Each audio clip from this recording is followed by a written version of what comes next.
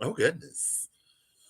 Oh, golly. So I am going to randomly generate a series of numbers from 1 to 12. Generate numbers from 1 to 12. Please, sequence generator. Question mark. Are you what I want? Smallest value, highest value in one column. Go. Yes, it works. And we're starting with Aquarius. It's going to be Aquarius, Aries, Sagittarius, Cancer, Scorpio, Leo, Gemini, Libra, Taurus, Pisces, Capricorn, and then last but not least, Virgo. I've been doing this often enough that I can look at the number and tell you what sign they are in order. I'm using my webcam today because honestly, I'm too lazy to not. I don't feel like it's not even that much work. I just don't feel like doing it today. So I'm not. And a while ago, when I first got into tarot, or when I was fresher into it for sure, I would look up like different spreads and how to read cards and stuff. And somebody had a 3 card, excuse me. They had a 3 card, almost like subject, object, what's going on that I'm gonna try to do. I didn't rewatch it as a refresher or anything, so we're gonna hope it makes sense. Virgo is last, and we have that Virgo full moon in this zodiac season. I don't know when it is. 14 days from the 20th is the 34th, so like the 5th, maybe? No, that would be like the 5th or the 6th. Ooh, I almost X'd out the window. So, oh, it's gonna do. Eve, how are you doing? Hello. Hi. Hi. Is it the 7th? 5, 6, 7, 34 minus 28 is 6. I did 4 instead of, so yeah, 6, 7, roughly 14. 14 days. Bottom of the deck, starting with the Ace of Cups, the Emperor, and the Ten of Wands. I'm going to use the Legends Tarot. These cards that you can't even see. There you go. Oh, gosh. Oh, goodness. 1 second. I might have to take the shade off so you can actually see. You're at work? I haven't re-entered the fray yet. That's bright. It kind of helps. I still haven't reset my light, so we don't get white. It does, so it's like a lilac color right now. I'm going to try not to stare into the light like I was doing the last time I was live with the light like right behind the camera. I couldn't even set that up. I'm just feeling lazy today. Not lazy. I'm conserving my energy for other things. Ooh, you get to leave early on a Friday? That's nice.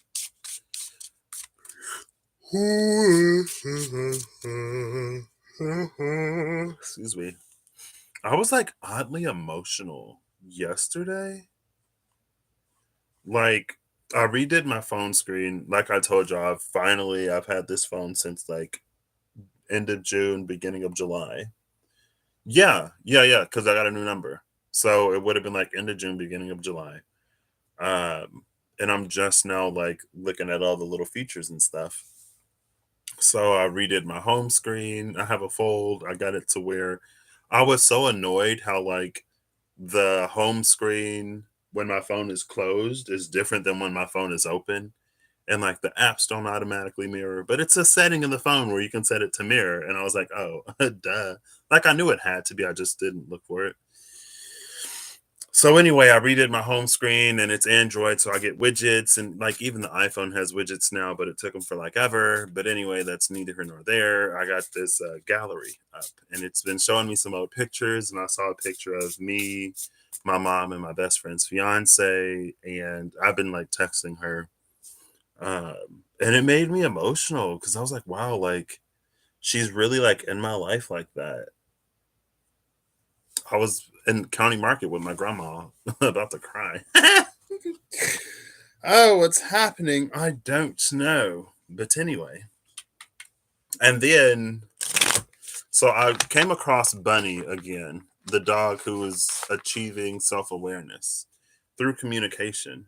And in the video, it was like, at about 18 months, that's when people start to gain a concept of self awareness, because that's when like language starts to develop and they get to communicate. And so there was this one video I saw where like, what is Bunny? And then Bunny is the dog. And then the owner was like, Bunny is a dog. And then Bunny was like, Mom is a dog. Mom is the owner. Um, and she was like, no, Mom is a human. And then she's like, Bunny is human. It's like, no, Bunny is dog. The other dog is a dog. We're human.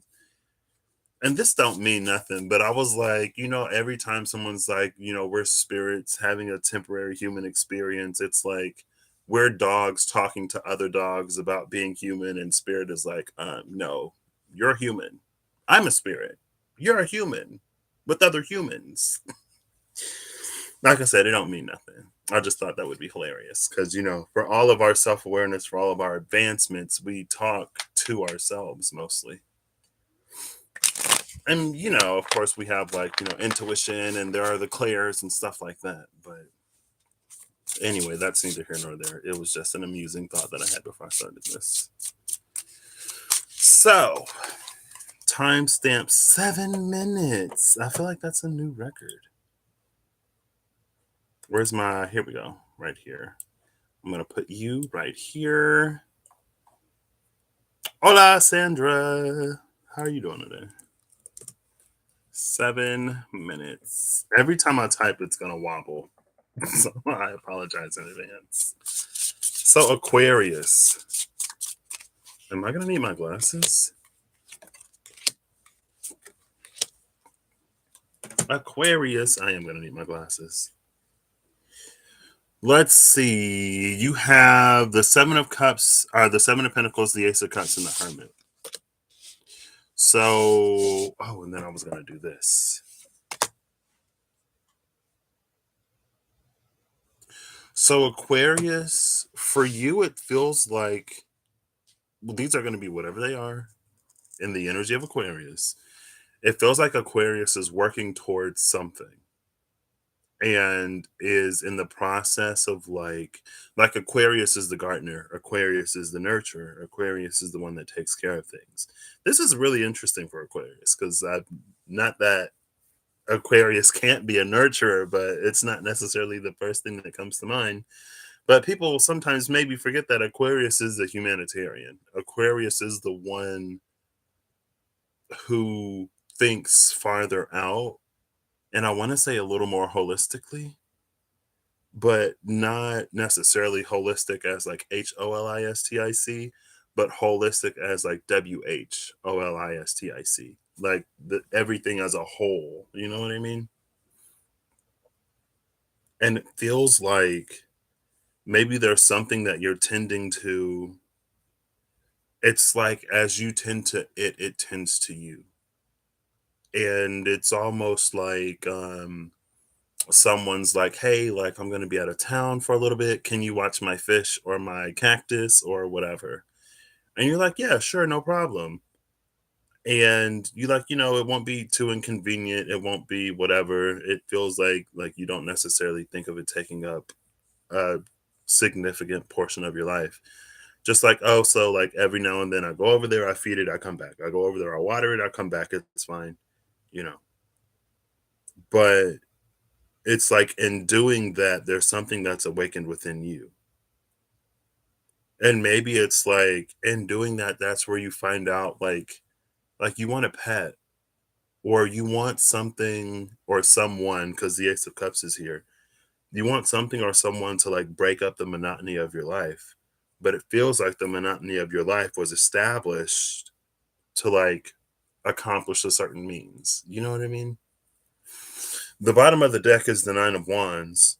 So it feels like the Nine of Wands is almost feeling like a rut today. It's like, it's that point where like maybe you were super excited to start something like a new job or a new whatever, right? and you were really invested in it. Like, it doesn't even have to be a job. It could be like a hobby, or it could be a certain worldview, or like your healing journey or whatever. You know what I mean? It could be a journey because the hermit is here. And it's like you started, you're super passionate about it. Like, you're doing all the research, you're being like really attentive to it with that Seven of Pentacles.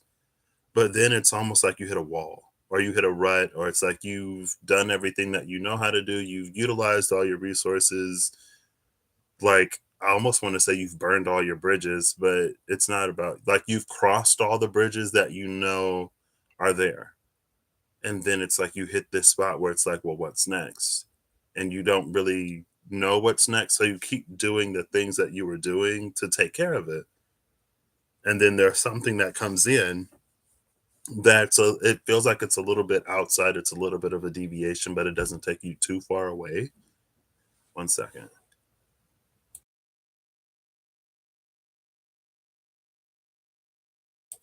It doesn't take you too far away, but that ends up like enrapturing you somehow.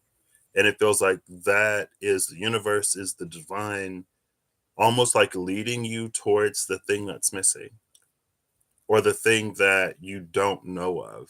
And that's going to be what helps you take it further. It's going to help you get out of the rut. So I guess I would say, like, keep an open mind, Aquarius. And you are fixed air. I guess if fixed air is fixed air, then an open mind can be a challenge, but I don't necessarily see it. Well, maybe in that keep an open mind, it's almost like it can come from a direction that you're not necessarily expecting. But again, it feels like a direction that you're led and guided into. So don't be afraid to be a little curious or adventurous, or to say yes, because it might pay off for you. Next is, I hope you have a good whatever whenever you see this. I hope you're acting in alignment to make all that you wish to experience your reality, Aquarius. And until next time, I'm going to try to remember to say that for everybody, just in case if you do the timestamps. Wow, 5 minutes. Let's go. Aries, you're going to be 12:30. 1, 2, 3. Oh, let's go. I'm not okay. I'm like, I'm amazing. It's not that anything is strange. I'm like singing and dancing. I was trying to sing and dance out there, but anytime I express the slightest amount of joy, I get attacked by Chino. Maybe he's like, oh, I want to have fun. I want to join in. But he's like, his nails are sharp and he's jumping on me.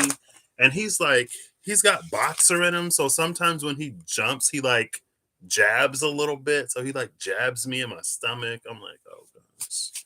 I have to come into my room and shut the door if I want to dance a little bit. Anyway, Aries, Aries, Aries. What's new for Aries? What isn't new for Aries? Okay. So we have the Hermit again. We have the Two of Wands, and we have Strength. Bottom of the deck is Judgment. So you have 3 out of 4 majors, Aries. I don't even know who the. I guess you are the subject. So it feels like you're at a little bit of a crossroads if the Two of Wands is a crossroads. I think sometimes the Two of Wands can be a crossroads because it's almost like you can't do both things at the same time. It's like, if I go on this path, I can't go on that path. Or it's making me think of every time I've seen the Two of Wands as like there are two individuals that have an idea. They share the same idea, but they have completely different approaches. And so it can be a little conflict. You had a dancing dog? Maybe Chino wants to dance.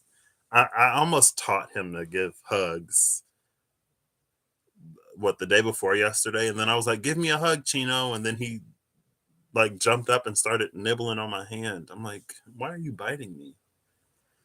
I think that's how he shows affection, but I'm not trying to like get bit. You know what I mean? So anyway, um,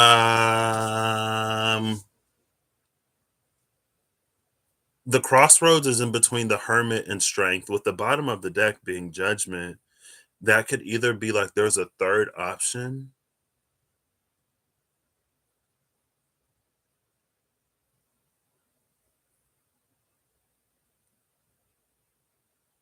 Oh gosh. Now I got the Nicki Minaj monster stuck in my head.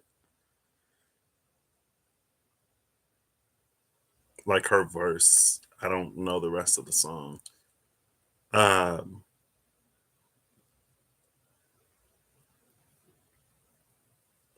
I can't get it out. Are you a monster, Aries? Not in the sense of being monstrous, but in the sense it's almost like Aries is like on fire. It's like Aries is in prime Martian energy. There's a lot of energy, there's a lot of fire, and it's almost like if there isn't a container for it, if there isn't a direction, it feels like it'll like blow back. Like Aries is kind of sort of maybe going a little stir crazy. Oh,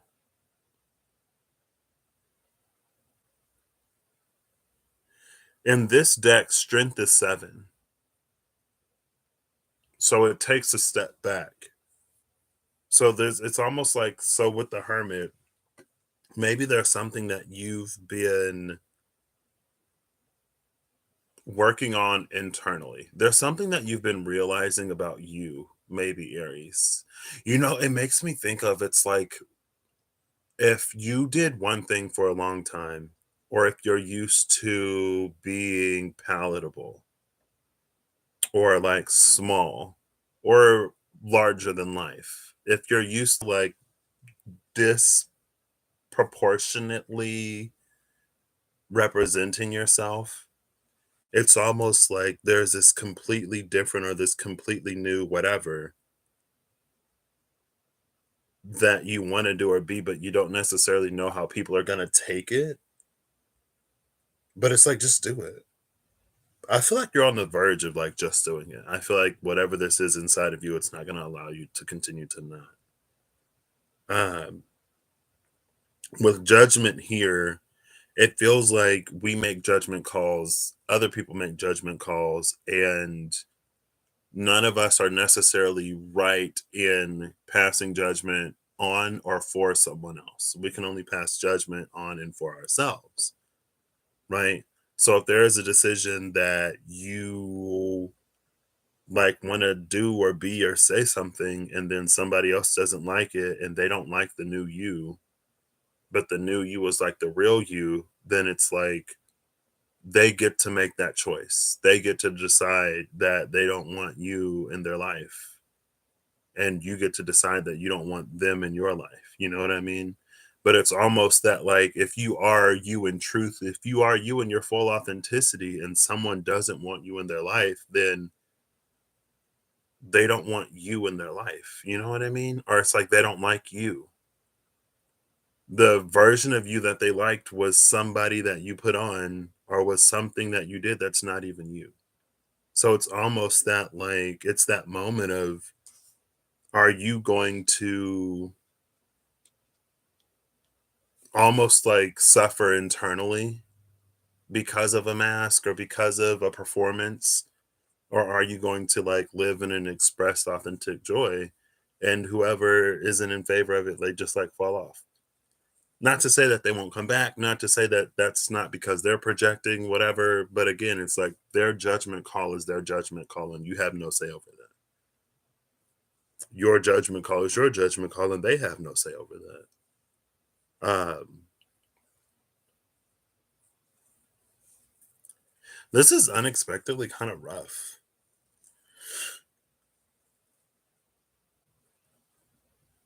I do think though that like of course that could be true if that's the way that it plays out. I don't know if it necessarily has to though. This could all be in the mental. Since the 2 of Wands is here, this could be you thinking like if I do this and people don't like me or people don't receive it, then that's going to happen. But if I continue to do this, then like I'm going to suffer internally. And it's like in your mind it almost plays as a lose-lose, but again with judgment being this third unseen option, it's like it could actually be a win-win. It doesn't have to play out the way that you think or the way that you fear, because again their judgment call isn't yours. So that's also the energy where they can make a choice and decision they can respond in a way that you can't even account for because your fear, or because it's almost like part of this you kept away maybe for a reason, and that reason is telling you that, like, if you do it, then the worst is going to happen. It doesn't necessarily have to work out that way. It can actually work out a lot better. But ultimately, at the end of the day, I guess it's about where you, all of this, the Two of Wands, the Hermit, Strength, and Judgment, it's about priorities, where you place your priorities and what holds importance for you. You know, if you prioritize your authenticity and self expression for the sake of your mental health, probably at this point, then it's like, even though it's unfortunate, or even though it can be devastating that some people might not like who you actually are, or that it might cause tension in some aspects in relationships, it's almost like it would be more detrimental or tragic or unfortunate for you to continue to not be, or to not do what it is that is rising to the surface within you.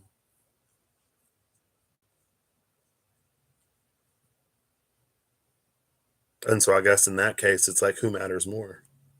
Who matters more to you? You or other people? And it's not, again, it's not in that sense of like you screwing over other people to get ahead in life. It's not that. It's a matter of you being who you actually are. And the people who don't, again, it's like, it's almost like that's the thing. Sometimes we think we have friends, or sometimes we think that people like us because of how life goes. But then when, like, the truth comes out, we find out that they didn't really like us, or they weren't, like, they didn't really have our backs, because if they did, they'd still be there. But again, on the other hand, the Pisces in me is like, this side, that side, this side, that side, 22, 22 on the clock. Um, That's not to say that people won't need time to adjust, because something about this does feel a little drastic.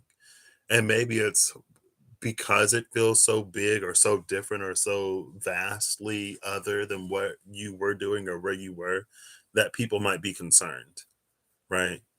It's like, maybe like, oh, like, you're at that age where you could be having a midlife crisis or a quarter life crisis, or like, oh, I know you went through this really challenging thing. Like, are you okay? Like, I know you're processing your grief, or you're processing your whatever in this way. Like, I just don't want you to do something that you're going to regret. So, again, like, there are many, many things running through the mind of the other person that you can't necessarily account for. That's not necessarily for you to account for. Some of them will come around, some of them will be on board at the jump, and some of them will drop off. And it's a choice you have to make. I feel like I really shouldn't try to um, play this up, or I really shouldn't try to overly simplify, because number one, I don't know what you're doing, what you're going through, and who's in your life. And number two, it feels like one of the most important things right now is the choice, is the decision, right? So, and that's something that you do for you. Two of Wands. A lot of the twos are about choices.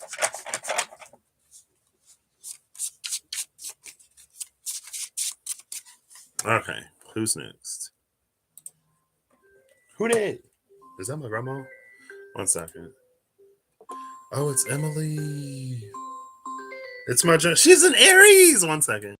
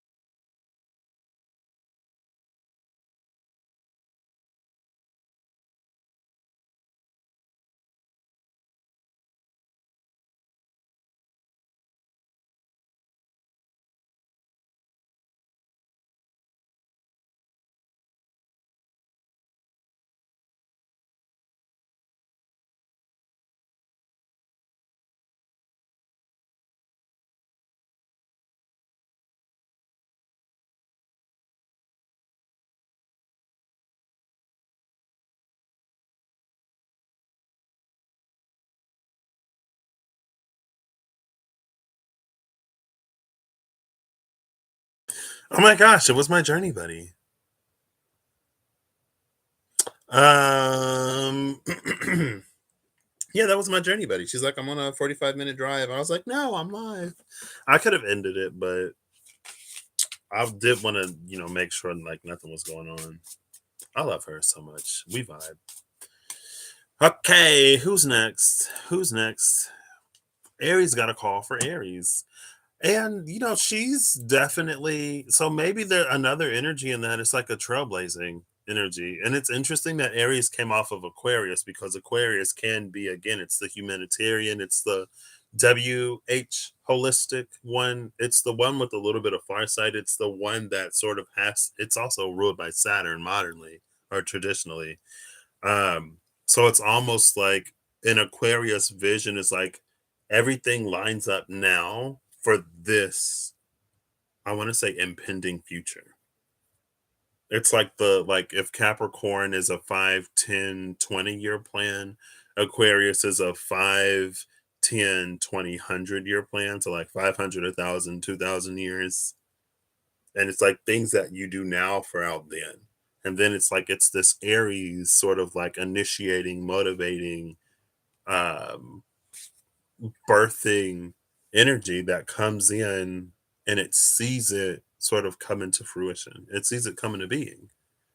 And again, it can be something that's so far outside of our norm or so far outside of what we're used to. But in a lot of ways, it's like exactly what we want and what we were asking for. You know what I mean? And so, some of us will be a little hesitant. Some of us will be like the ones that immediately buy in, and we're like, oh my gosh, like yes, I see the potential, money in product purchased. I love it. I'm gonna tell everybody. Some of us will be like, I kind of want that, but I don't know. Like it's a new technology, it's a new whatever. I'm gonna wait and see how it does. I'm gonna wait until like they work out the kinks and the glitches and the bugs or whatever. But I am interested. I am watching. And some people will be like, I don't want that. Never asked for it. I'm good with what I got. It's been working for me for the past 15,000 years. Why change it up now? You know what I mean? Aries for Aries, the trailblazer. Anyway, so who's next? Who next? Who next? Who next? Where's my note?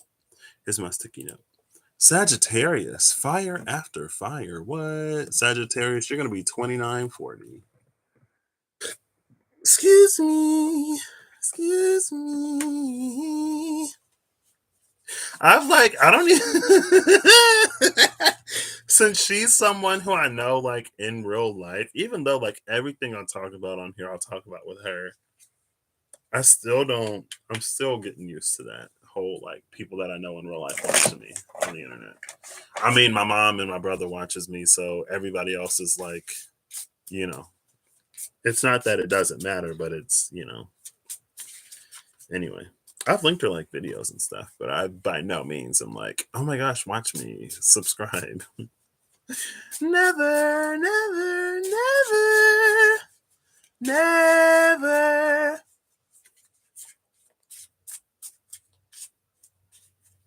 Why she was apologizing? Oh, the when I saw him on the floor, air, dark matter, and magnetism. Yeah, like I ain't watched the whole video. I did see the end of it though, mostly. So Sagittarius. Excuse me, Sagittarius. Sagittarius. Oh, here we are. Nice. Sagittarius. The Magician. The Ace of Cups. I saw the Ace of Cups before I went live, so and the Hermit. The Ace of Cups and the Hermit are so far are repeated from the Hermit is 3 for 3 right now. The Hermit is 3 for 3. The Six of Cups is the bottom of the deck. It's interesting that the Hermit is 3 for 3 right now because again, like we're in between this new moon Pisces heading towards the full moon Virgo, and Virgo is the last one today. Virgo's bringing up the rear. So let's see.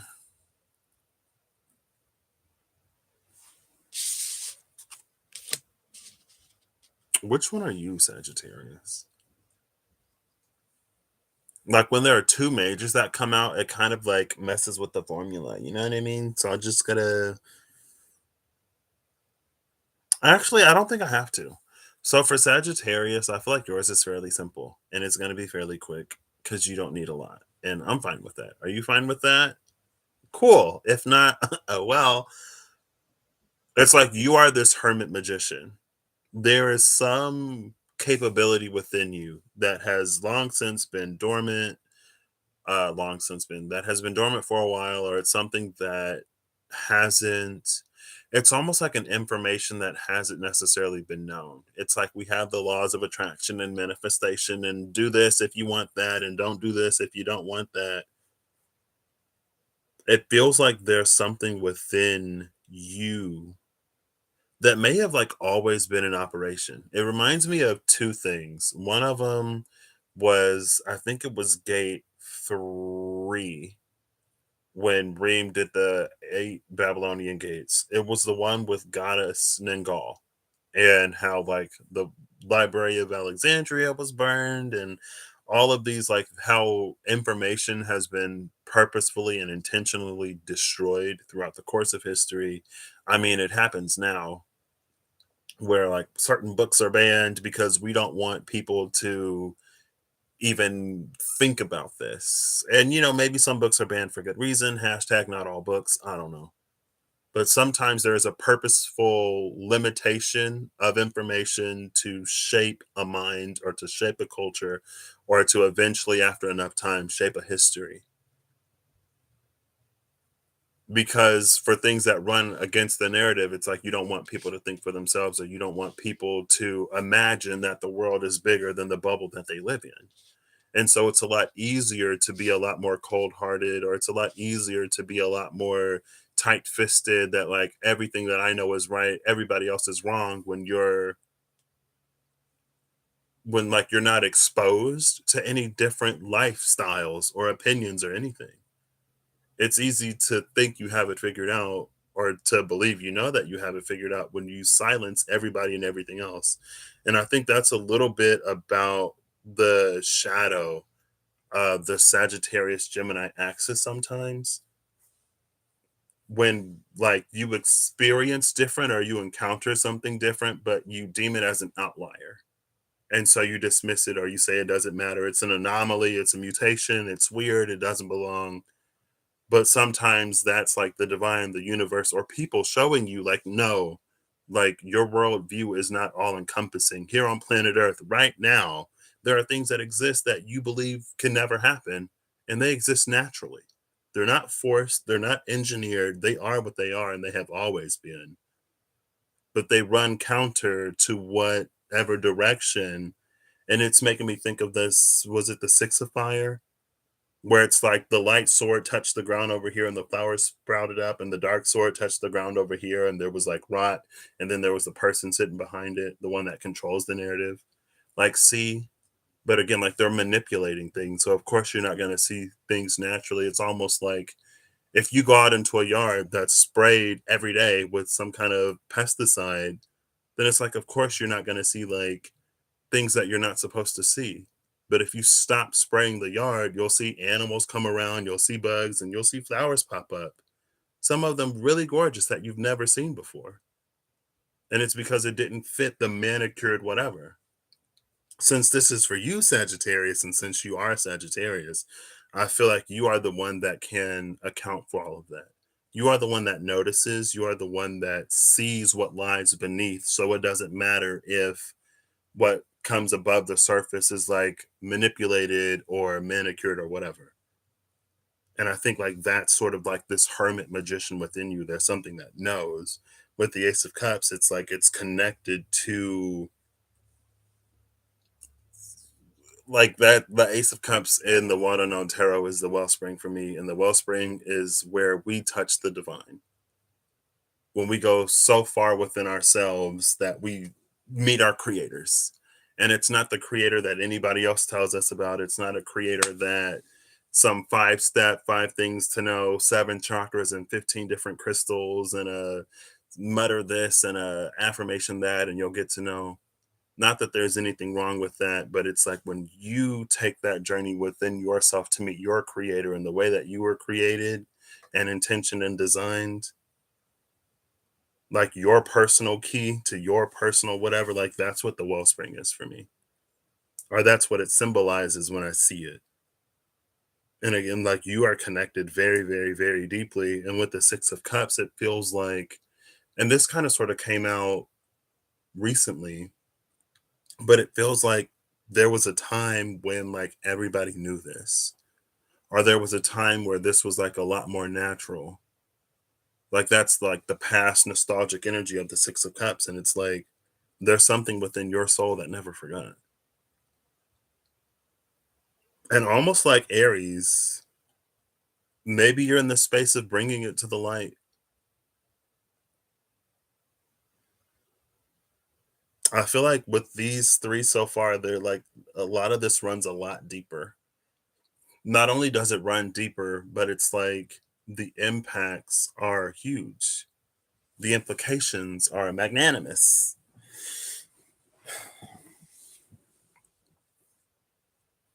And like Aquarius opened this all up. Like it's getting us sort of where we want to go. So it's really gorgeous, Sagittarius. I would say as you deepen your connection and as the divine talks to you and tells you how you work and operate, some of that, whether it's shared or not, talk to your guides, use your intuition and discernment. Because Patrick's personal opinion would say that, like, some of those truths or some of those magics might work for you, but they might not work for other people. Like how there are different modalities of healing and there are different modalities of divination and stuff like that. Like some of that might be your modality and it might work for you.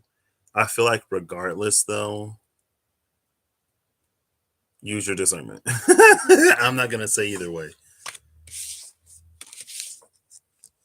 And again, like that was two majors. I haven't seen any court cards yet. No court cards. The court cards make it easy. The court cards are like, oh, this is you. So next is Cancer. Right? I have a weird line. Yeah, next is Cancer. I don't know why this. Oops. I don't know why this did this. Why did you do that? I think I accidentally hit enter. Cancer 4004. I'm going to say 4004 because I saw it on the clock and it's already 4010, but that's fine because I said your name. And because I said your name, that means this is for you. 4004 is interesting because yesterday I was with my grandma and we were going to all these, like, we went literally all over town yesterday. Not all over town because we went like one direction and then we came back. Like we stopped, went out, stopped, came back. Hey, you made it out early. Nice. Well, I hope you enjoy your Friday. It was so gorgeous, like yesterday or the day before, and it's cold today. It was gorgeous. It was warm.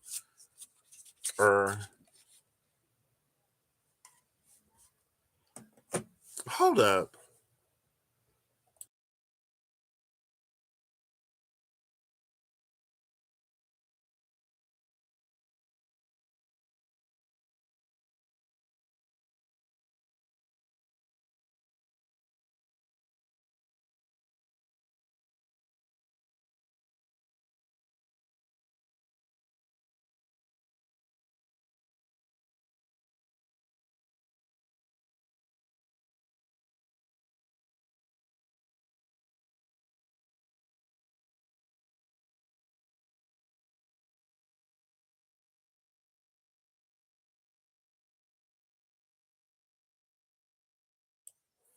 Yeah, I was talking about running all around, and I remembered that my mom has an appointment in 23 minutes.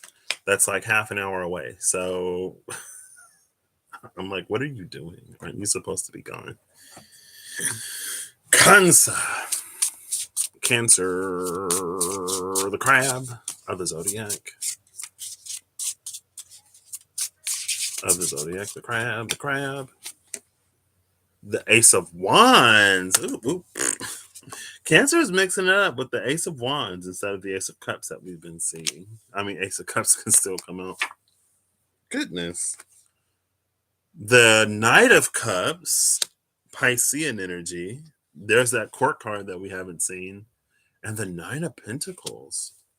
Bottom of the deck is a title card. I forgot this deck had a title card. There's a griffin on here. There's a lady and a griffin. Illustrations by Anne Stokes is what the card says. There's a griffin and a baby dragon. I know the lighting isn't great today. I know. Well, maybe if I hold it like that way. Yeah, there you go. See the baby dragon? Because that's where the light is. You have a title card, Cancer. It's funny that you have... So this is the first time that the Hermit doesn't show up, number one. Let's talk about you. Let's not compare you to everybody else. So, Cancer, you are this Knight of Cups. Faced with the Ace of Wands. In an energy of the Nine of Pentacles, for who knows why.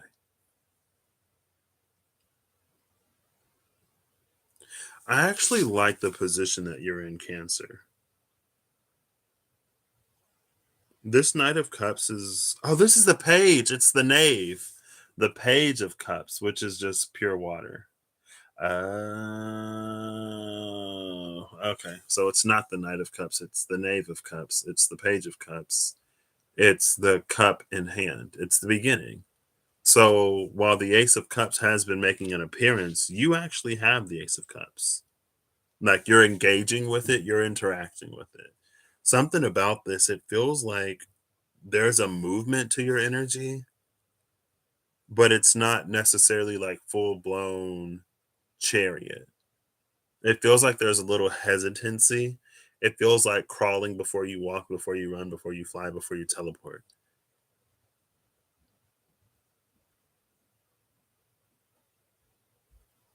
But it's like there's a defensiveness about your energy, but you're still moving. Like, there's something maybe that used to hold you back that's not holding you back anymore. In that sense, it almost feels like physical therapy.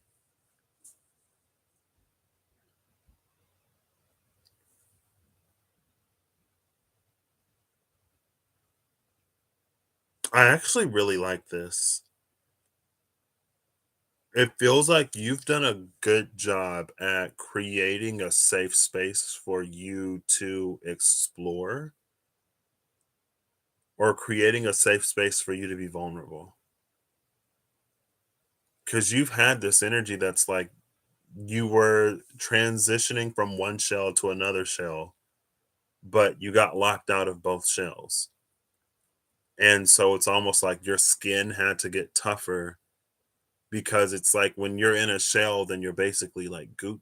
You're gooey because you're without your skin being exposed to the atmosphere. It's like it doesn't harden. And so, like, you're like a puddle. But it's like you've been outside of a shell for long enough that it's like you're learning to stand on your own 2 feet,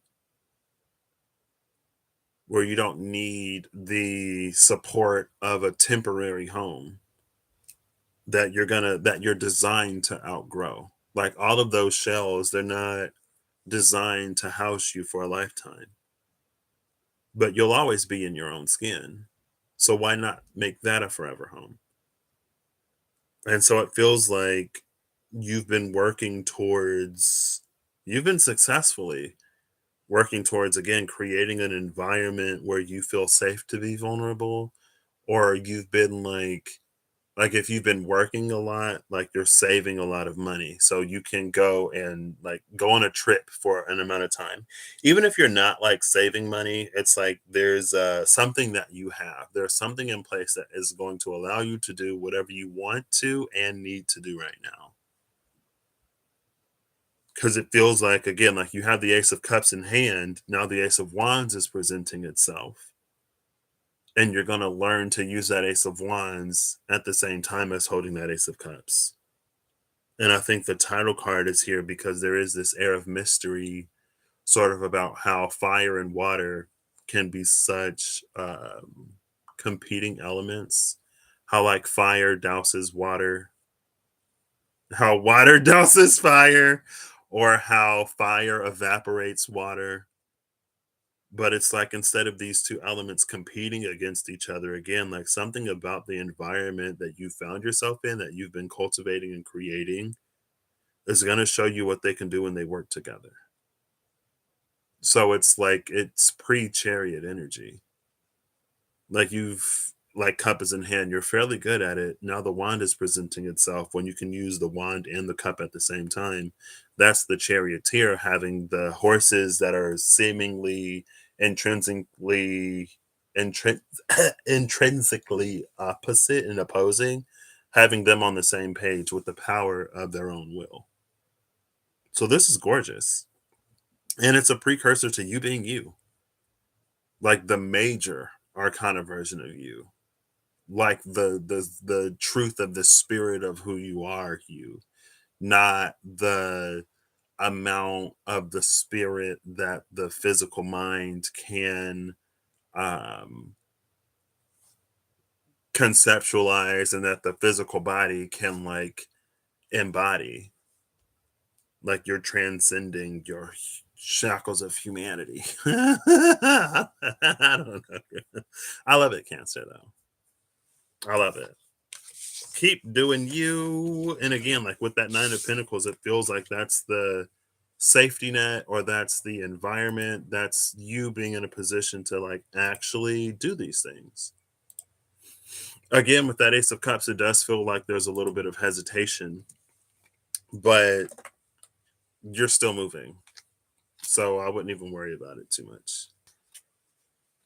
We had double fire. Now we get double water. After Cancer is Scorpio. Scorpio, you're going to be 4940. Excuse me. That 49 is the 13, which is the death card, which is you. And that 40 is what Cancer started with. Also, Sagittarius was a 40. Sagittarius was 2940. Cancer was 4004. Scorpio, you're 4940. Something about the name. Something about the name 40. Yeah. The number 40 is death. And Queen Cup mentioned the Scorpio energy. Last time there was a scorpionic energy. Cancer actually came out in the air. The Cancer was the horses in the air. And I was like, whoa. And then horses, dark matter, and magnetism. So yeah, definitely transcending the limitations of governed reality. I like that. Transcending the limitations of governed reality. But now we're on 50-40. I'll just say 50-40. You were 49-40, but now you're 50-40 Scorpio because I kept talking about Cancer. It's fine.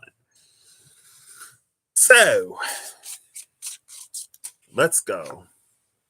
Three of Swords. Scorpio. Scorpio. Knight of Swords. And the King of Swords. So, Scorpio, you are all air. Bottom of the deck is the Nine of Swords. You are literally all air. Even the bottom of the deck is air. Scorpio. Good. I feel like Scorpio is like I feel like Scorpio is like somewhere else. Three of Swords, Knight of Swords, King of Swords. Nine of Swords is the bottom of the deck. So this goes here, obviously. These both go here. Or maybe this, yeah. So, Scorpio, it feels like you're the Knight of Swords in preparation to become a king. The Knight of Swords is like super fast and it moves with its knowledge, with its information, but the Knight of Swords doesn't always have the full picture. It's not always a knowledge that's been tempered with other knowledge, further knowledge. There's something that it's loosely connected to Sagittarius, but only in like theme. I don't know if it's necessarily energetic. But Sagittarius comes after Scorpio. So, like, Sagittarius could be the mastery of the lesson that Scorpio is to learn. Like, Scorpio is the mastery of the lesson that is for Libra to learn as we move into the, like, from one season into the next. And it feels like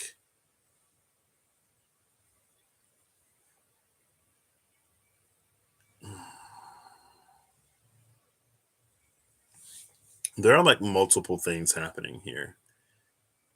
There's this dragon that's now alone breathing fire. Scorpio, y'all are known to have the stingers, and a lot of people are like, "Ooh, don't mess." Even Scorpios would be like, "Ooh, don't mess with a Scorpio, or you'll get stung. Don't mess with me. I'm dangerous." And it's like, okay, well, tell me you're squishy without telling me you're squishy. um. Anyway, it feels like the Three of Swords was a filter, or it was a lens through which you processed information and through which you saw the world. And that's what kept you in this like Knight of Swords energy. It feels like the Nine of Swords, like when the Nine of Swords turns into the 10, that's going to be the completion of whatever the knight's trial is to become the king. And again, it feels like it's partially this like experiencing more than everything that you've experienced, like broadening your horizons, realizing that the world is bigger, knowing that it's not all going to be exactly how it was for you. But it also feels like there is a story here of this dragon being connected to this lady, and something happens to the lady, and then the dragon goes on a rampage, and people are like, oh my gosh, okay, so we're gonna dive into metaphor a little bit, Scorpio, because the Three of Swords is here. The Three of Swords is the pain of the dragon losing that woman in the card, and then it goes on this rampage. It's like raising villages and it's doing all this stuff. And in the story, there's someone who knows what it's almost like it's before. So, oh gosh, it's before dragons. It's like it's almost the difference between like a Eastern dragon and a Western slash European dragon, like who dragons were and how they were in like the medieval times and in Europe versus like the reverence and respect that they've had in the East. And so it's almost like let's say that there was a power that was threatened by dragons, but dragons were like not even dangerous. But they didn't like that, like, because dragons hoard gold, right? It's not stolen gold. The gold is wisdom. The gold is uh, a representation of like the experience that time has given that dragon or whatever. But somebody somewhere ain't like that they had all that. They coveted it. They wanted it. It feels like maybe there was a time where the reverence for the dragon was like existed in the West as well as it did in the East, but there was like an envy or a jealousy or whatever in the West.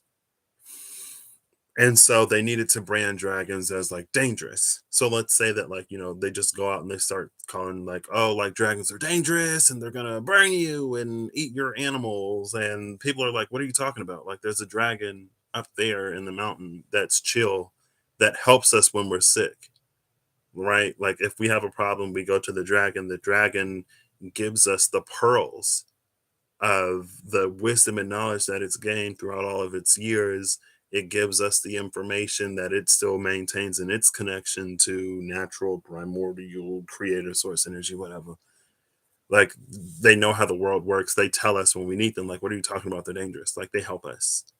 And then it's like they had to create this narrative. So let's say that the dragons were really close to people or a person. In the story, it's a person. The people kill the person, the dragon goes into a fit of rage and it retaliates. And then they're like, see, we told you the dragon was dangerous. You didn't believe us. But they don't talk about what they did to provoke the dragon. They don't talk about why it became what it became. And so, in all of that metaphor, maybe in the metaphor, you are the dragon. Maybe in the metaphor, you're also the person and the people. Um, but it's like, the reason why Scorpio has the reputation that it has isn't, it's almost like that's not who Scorpio is. That's who Scorpio can be. In retaliation, if you mess with the Scorpio, you know what I mean? It's like let sleeping bears lie or let sleeping dragons lie. Why would you go and agitate and irritate and upset and frustrate something that can swat you halfway to the moon? You know what I mean? Is it the thing or is it you? Like, why would you do that? And so maybe you're transcending these certain parts of you. Maybe you've been reactionary in the past, or maybe you're in an environment where you're used to being reactionary, or maybe it's like, again, because something about the Three of Swords shapes the mind of the knight, and that has to be transcended in order for the knight to become a king. The Three of Swords finds peace at the Four of Swords. The Nine of Swords finds its conclusion at the 10, and then the knight becomes the king. I think another thing with the King of Swords is that there is something about the King of Swords where logic prevails, and so he can be seen as cold. But I think it's more so that, like, the King of Swords is the one that understands that regardless of how you're feeling, certain things still need to be done, right?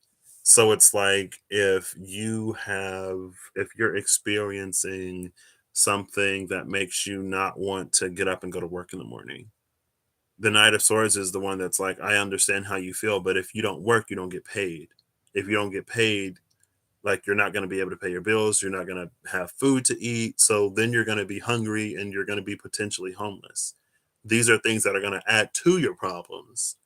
So let's at the very least make sure that we get those done. Get up and go to work anyway.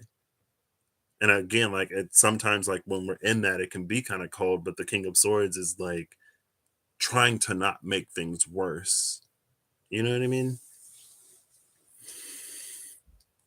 I think the Nine of Swords here is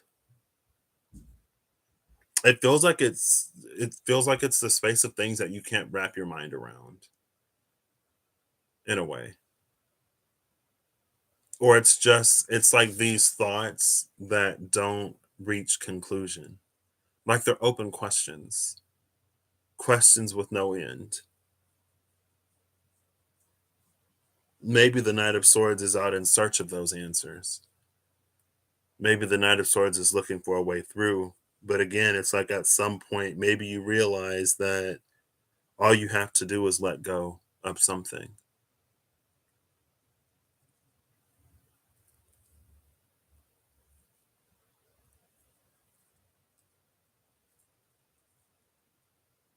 Scorpio, I also feel like you're in a position of deciding who you want to be, regardless of what this person or that person tries to do, regardless of what the world tries to make you. You're in the position of being able to decide who you want to be, how you want to show up, how you want to respond. And maybe that's why you appear as this King of Swords rather than the King of Cups. You know what I mean? Maybe that's why there are no cups here, because it's like maybe you realize that either people intentionally manipulate you through your emotions or how easily you are swayed by them. And it's like it's again, it's just that point of you realizing that you have to make tough decisions for yourself to get where you want to be and where you want to go. And it's not anything that's like bypassing, it's not anything that's cold or inconsiderate. It's literally just like it feels like if there weren't so many emotions here, it would be the King of Pentacles. Like, oh, it's the logical thing to do. Like, if you want to eat corn, you gotta water the crop. If you want to harvest, you gotta water it. But it's for some reason it's looking like extreme, and it's not necessarily. So that's what I have for you, Scorpio. Excuse me. Again, like I would say you're on the right track. Um, Again, this feels like you are perfectly like elementally, it's like literally all swords, and that's kind of wild. I mean, if there's gonna be any sign that's all swords, that's not an air sign, Scorpio, maybe Capricorn, but like Capricorn logistically, Scorpio, and like the heaviness of the sword. Maybe that's another thing with the dragon. It's like swords have weight. Like an action taken with the sword, depending on what it is, can be irreversible, right? If you cut off a hand, I don't know if you can necessarily attach it, like reattach it. You know what I mean? A word once spoken can't necessarily be retrieved. It's almost like once the damage is done, the damage is done. But this isn't about doing damage. It would be really convenient for somebody if it was, but it's not. And maybe it's just like if it's you, like maybe there's someone in your life that you've seen as inconsiderate or the bad guy, but in truth, it's like they weren't. They were honestly trying to help. Or maybe you're the person in life that people see as inconsiderate and the bad guy, but in truth, you know that that's not your intention. There are going to be people who appreciate you for you. There may be people who already appreciate you for you, right? Like maybe if they're like, I know I'm like, I need to go to someone who's going to give me good, solid advice, regardless of how upset I am. But it's not regardless of how upset you are, because it feels like Scorpio can take that into account. It's not like Scorpio completely dismisses it. The King of Swords doesn't do that. The King of Swords is like when Solomon was like, cut the baby in half. If you're the mother and you're the mother, fine. You both get half of the baby, happily ever after. And the real mother was like, no. It's like the space where emotion can be used to solve a logical conundrum. You know what I mean? But it's very almost counterintuitive because of that. Because of how easily we get sort of like consumed by and swept up in our own emotion. So, who next? These were starting so short. Aries, Aquarius. Aquarius, you were perfect. I was like, ooh, 5 minutes. Let's go. Leo, wrapping up the fire signs. Fire is finishing first today. Leo. Leo, Leo, Leo. Leo, Leo, Leo, Leo, Leo, Leo, Leo, Leo, Leo, Leo, Leo, Leo, Leo, Leo, Leo. Leo, Leo, Leo makes me think of alleles, makes me think of genes. And you have your dominant alleles and your recessive alleles. And it's how, like, sometimes if you express the dominant phenotype, I think the phenotype is the appearance, girl. It's been a minute for me. Sometimes when you express the dominant phenotype, you might assume that you have two dominant alleles in your genotype, but really you have one dominant and one recessive. But because the dominant one is dominant, you don't even notice that the recessive one is there. It, however, feels though like a dynamic might be about to like switch and flip. Like it's almost like we always thought the recessive allele did nothing, but it actually does still do something. You know what I mean? Auxiliary, maybe. The Emperor, Leo. The Queen of Cups. You probably can't see any of these. And the Knight of Cups. So we've seen the Knave, the Knight, and the Queen of Cups now, as we've seen the Knight and the King of Swords. I was just like, we ain't getting no court cards, and then the court cards are like, you said you wanted court cards, well, here we are. Bottom of the deck is Death. Literally just read Scorpio. Literally just read Scorpio.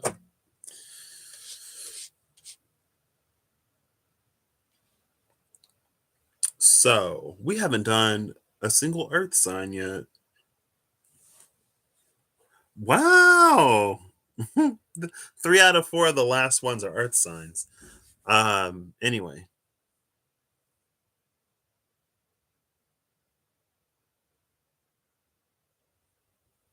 So Leo.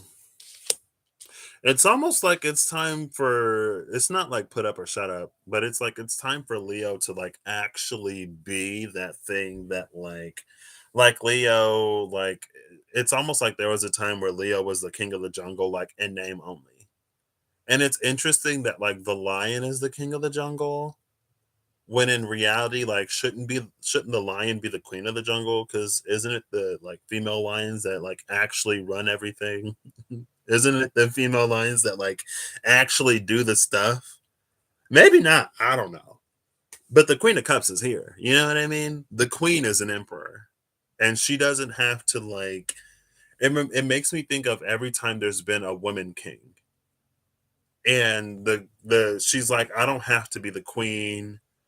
Like she's like, I am the king. I don't the king doesn't have to be a man. I'm not doing queenly duties. I'm performing a king's duty, so I'm gonna be the king. You know, I ain't gotta call it anything else. Is my dad outside? She late. Anyway, Death is at the bottom of the deck. Death is about transformation.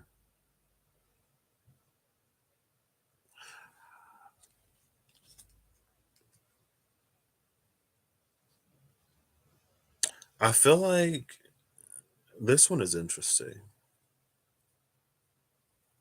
So you're sitting at the Knight of Cups and the Queen of Cups. They both have two wolves. Yeah. So it's that whole like I feel like Leo is learning to accept all of Leo in truth. Like there are two wolves inside of us. The one that wins is the one that you feed. Like Leo is feeding both wolves. Leo is in this energy that's not going to neglect or reject a single part of itself. And that's why Leo is the woman emperor. That's why Leo isn't the empress. Leo's the emperor. She is the emperor. He is the empress. And it's this like so deeply integrated within the self thing that it's like it doesn't have to diminish or overcompensate for what it is. You know what I mean? Because I think sometimes let's not go there. Let's stay on task. Um, it's almost like that there's a part of you. It's like to make it easier or more convenient for other people, you could go buy something else or you could do something else. Almost like Aries, I think, in that way. Um, but what I like about this Queen of Cups is that neither one of these wolves are dark. In the Knight of Cups, they're both sort of like gray, but they're like pure white in the Queen of Cups. And that's just like, it's all you. Like, there is no shadow of you, there is no dark. It's like it's all light. You know what I mean? Like, it's all love type of energy, it's all creator type of energy. Like, that separation doesn't exist. And so it's like you can be fully in emperor energy and not have to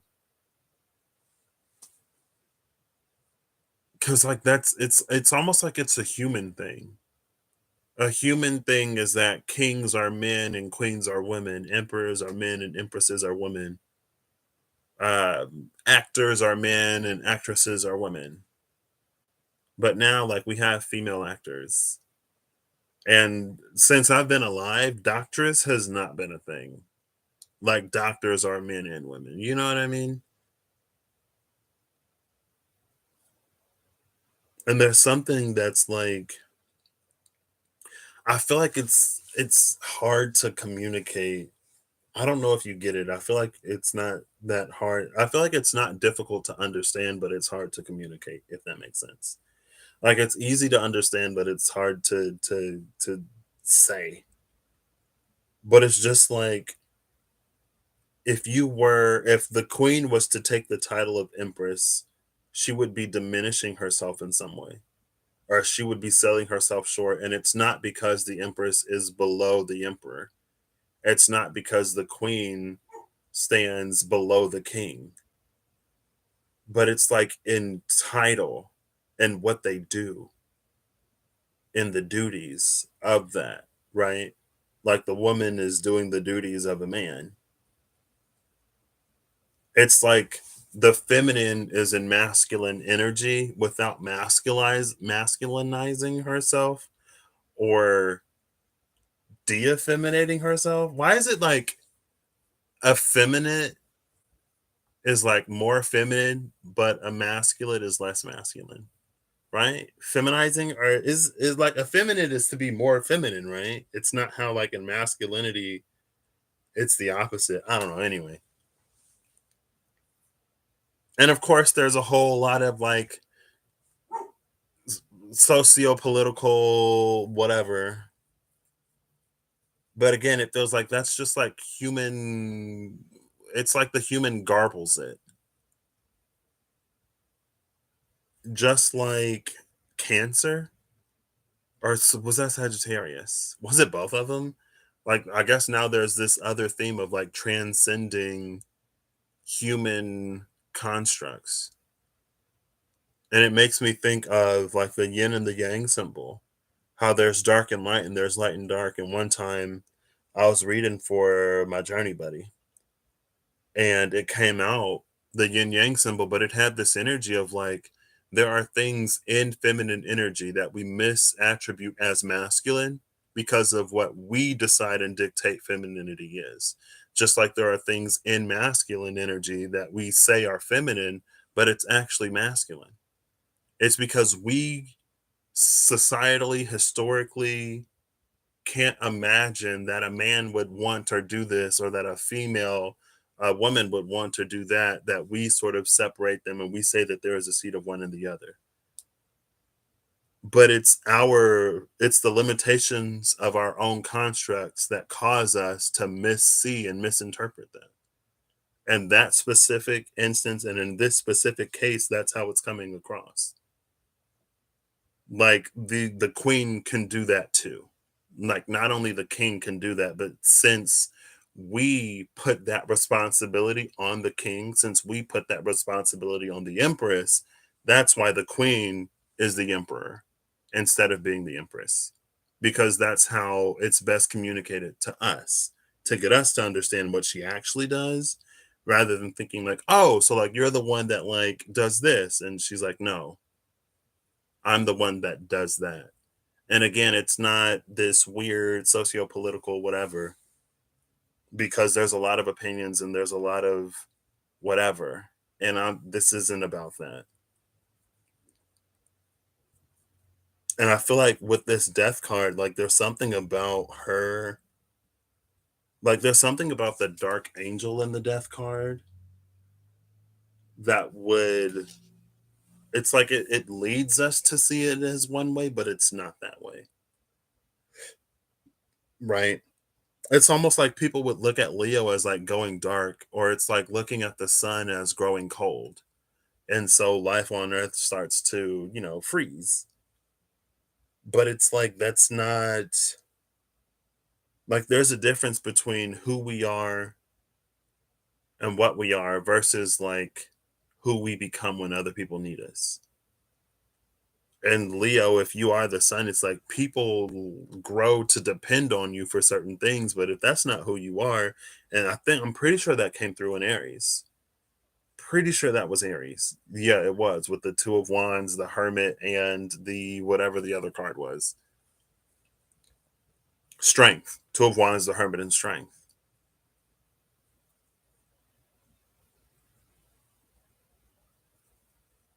So you're in a very interesting position, Leo. I think the toughest part for you, like this death card, Bloomin' Rose. Hi. Oh my gosh, you have a picture now. Did you have a picture last time? I don't remember. I hope you're well. Thanks for popping in. Um, I think this death process might also be you learning to let go of certain things, or learning that, like, just because you are one way doesn't mean that you have to stop being another way.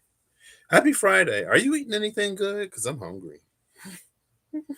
I hope you're eating some good food. I just felt the hunger that I'm feeling, and I'm like,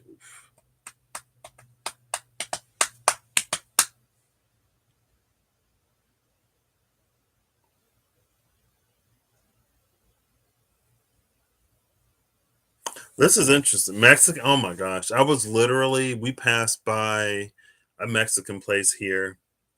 I was thinking about it earlier too.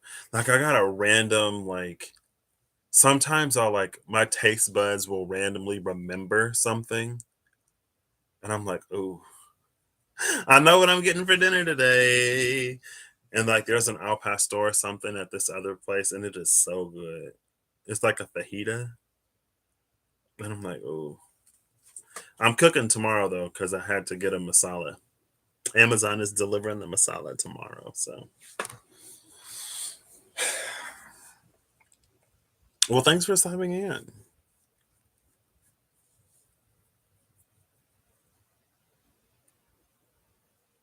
I hope that made sense, Leo.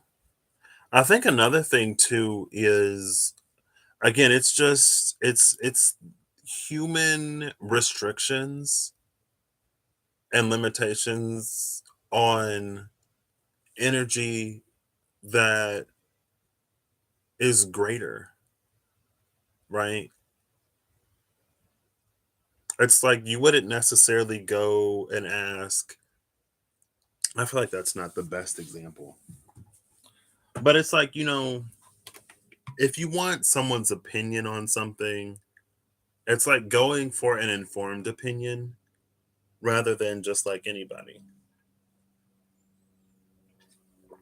Because, like, yes, we all have opinions, we're all entitled to our opinions, but I personally don't believe that every opinion holds the same amount of weight in every situation, right?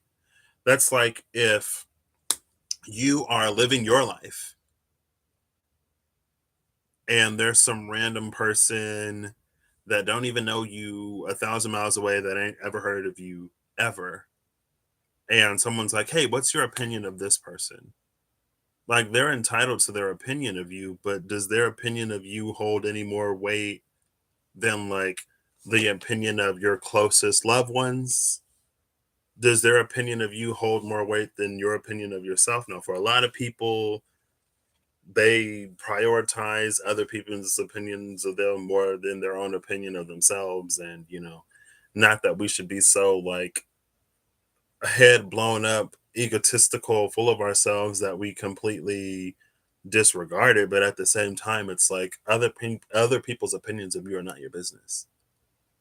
And it shouldn't, like, the impacts and the implications on your life that other people's opinions should have probably shouldn't be as, like, high as it is sometimes. That's why a lot of people hold the opinions that they hold on, like, social media, where people would be like, oh, social media is all bad, everybody on Instagram is fake, and people lie on Facebook. And it's like, yeah, but, like, we know that, right? And it's like, why, in what world? It's almost like all of these nonsensical things, almost. It's like, in what world are we going to post the worst pictures, or only have a presence when we're feeling miserable? You know what I mean? Like, it's human nature that when you feel good, you share it. Before social media, you know what I mean? Like, it's like, "Oh, I don't like that person because they only" like, it's not a fair weather friend. "Hey, Steph, how you doing?" See, it's running through the collective. So catch me there. And I'm learning Spanish. Oh my gosh, is this part 2 of Rob? First it was Rob, now it's tacos. Because Rob loves tacos. But like it's because we put so much weight on other people's opinions of who we are that we have the idea that we have. And it's like it's this energy of like one thing shouldn't have anything to do with another, especially if you already know the rules of the game. You know what I mean? But maybe that's a little King of Swords, you know? Yeah, but it makes me feel like this. It makes me feel like that. Well, that sounds like a you problem. And then some people wonder why don't nobody celebrate their success when they can't celebrate anybody else's. You can't be happy for anybody else, but you want everybody to be happy for you when you're winning. Like that's a little anyway. We ain't gotta go all the way there. Leo, with this death card, it's like a lot of things are in need of transformation. And maybe that's exactly the reason why the emperor is a woman. Because people need it. People are they're it's grown too the minds have grown too closed and narrow. They need to be a little bit more open. It's almost like there's a whole side to the light that we don't even see. But you know, light can be as uncomfortable as dark is. When it gets too bright, it hurts the eyes. And if the sun was too close, we'd burn up. You know what I mean? Ooh, that was a good shuffle. Anyway, that was it for you, Leo. Gemini, 1, 2, 3, 5, 5. 1, 2, 3, 5, 6. Where's the four? Cancer got all the fours. 1, 2, 4, 0, 5. Cancer, Gemini, Gemini, Gemini. If you say Gemini 3 times in the mirror, your other face will make an appearance. Your shadow. And it's nobody else's, it's yours. You're like, oh my gosh. It's like, I'm you. What do you mean? You know how like people be like, oh, they be scared of their own shadow. They so scaredy. But who isn't afraid of their own shadow? A lot of people do a whole bunch of stuff because of their own shadows, but they ain't ready for that conversation. It's fine. Anyway, so we're starting with a full Gemini. Again, the lighting isn't great. You're just gonna have to put up with it today. I'm using webcam, quality camera, and not that great lighting. Kirsty, hello. How are you? The Eight of Cups in reverse. I'm gonna honor the Eight of Cups in reverse. The Fool, the Eight of Cups in reverse, and the Knight of Cups. We literally just saw the Knight of Cups for Leo.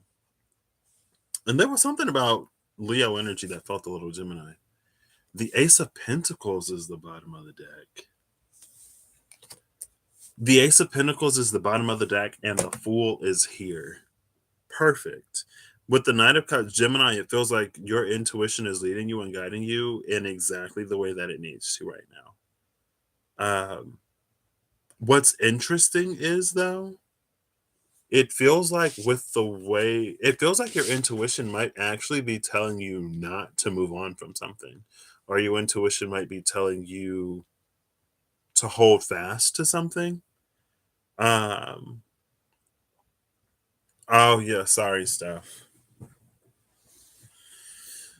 Hopefully, good connection makes its way to you. I don't know if I'd be able to do it. Ooh, I'm so modernized. I'm like I can't deal with a buffer anymore. I can't take it. Your intuition is leading you exactly where you need to go, Gemini, and it feels like interestingly enough, something is like telling you to stop. are telling you to wait. It honestly makes me think of the reading that I did last time when I talked about how the Queen of Cups was in the middle, and there was some portal that opened under a certain timing, and because the Queen of Cups was where she was, she saw the door when it opened, and she could take it, which is playing on this theme of when we provide our own light with the Hermit, because the Hermit takes the lantern of the Hierophant. The Hermit takes Hierophant light inside and it explores with Hierophant light, but it's almost like when you have the filters and there's like the blue, if you use the red filter, it'll reveal a hidden message. The red filter is when the Hermit discards the Hierophant's light and they find their own light.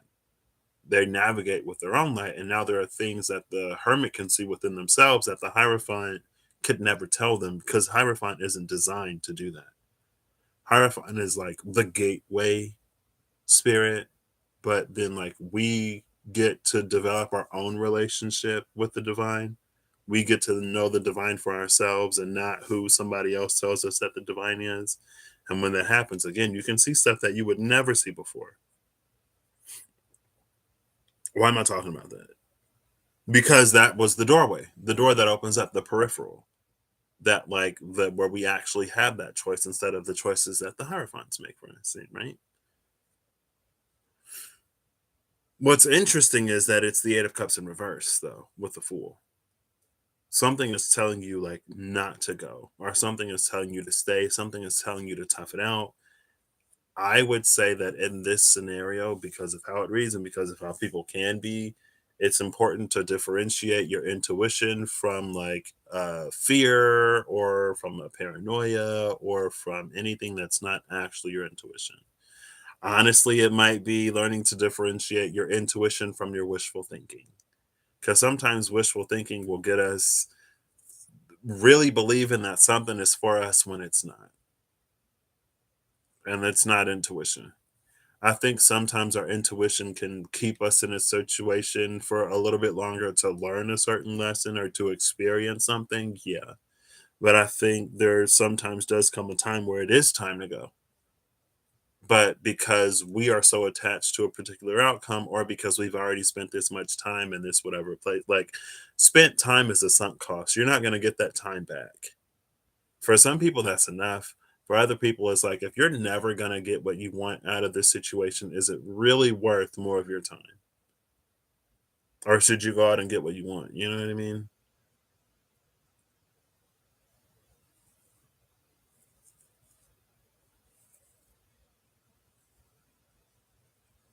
The Ace of Pentacles is here though. It's almost this like a lot of heroes' journeys end when they start. There was an energy of closing the circle in a reading recently too. But it's almost like why it's like you don't necessarily have to go to this place and do this thing and then go to that place and do that thing only to go back home at the end of the day and realize that you've been wearing the heels the whole time, right? And wasn't it the girl that gave Dorothy the heels in the beginning of the movie that told her at the end of the movie that all she had to do was click her heels to go home? But there was a wizard that needed seeing and a witch that needed taken care of, and all of a scarecrow and a tin man and a lion who needed Dorothy. And so Dorothy had to go on this long detour to do everything for everybody else so she could go home. But while Dorothy was doing everything for everybody else, she was still learning things herself. But it's like there's something about this where it's like you realize that you don't have to, like, let's say you're a young Gemini, or you're a Gemini of any age and you want to be an engineer. And the standard path is you go to school, you go to this school, you study this thing, and then you do that thing, and then sometime later you're an engineer. It's like your intuition is telling you that you don't have to go that route and do that thing to be an engineer. Like let's say that you've already put 5 years in whatever field and you want to move up. You have the experience, you have the know-how, and that experience can be substituted for the degree. So you don't have to take that other path. It's like you can get where you're going, you can get where you want to go via the path that you're already on. And so I think as a person, maybe it can be a little irritating or frustrating when you're constantly asking spirit for something, assuming or thinking that spirit is going to like open a different door or divert you on another path.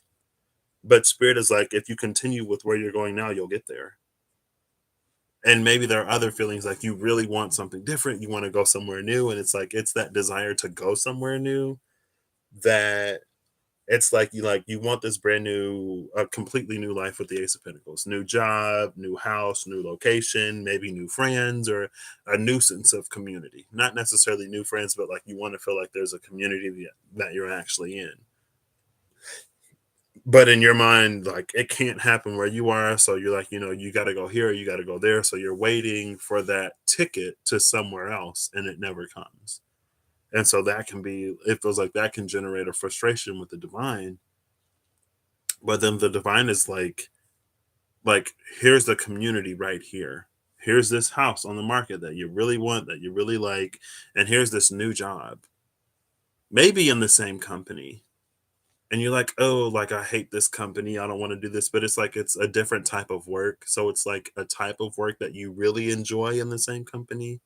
And maybe it's even a lateral move, like it could be a promotion into something else. But even if it is a lateral move, it's like it's something that you'll enjoy more. So a lot of the, it's like we can be so result oriented in mind, and it's like a lot of the results that we want can be found where we are. We don't have to go through these steps and those steps to get it.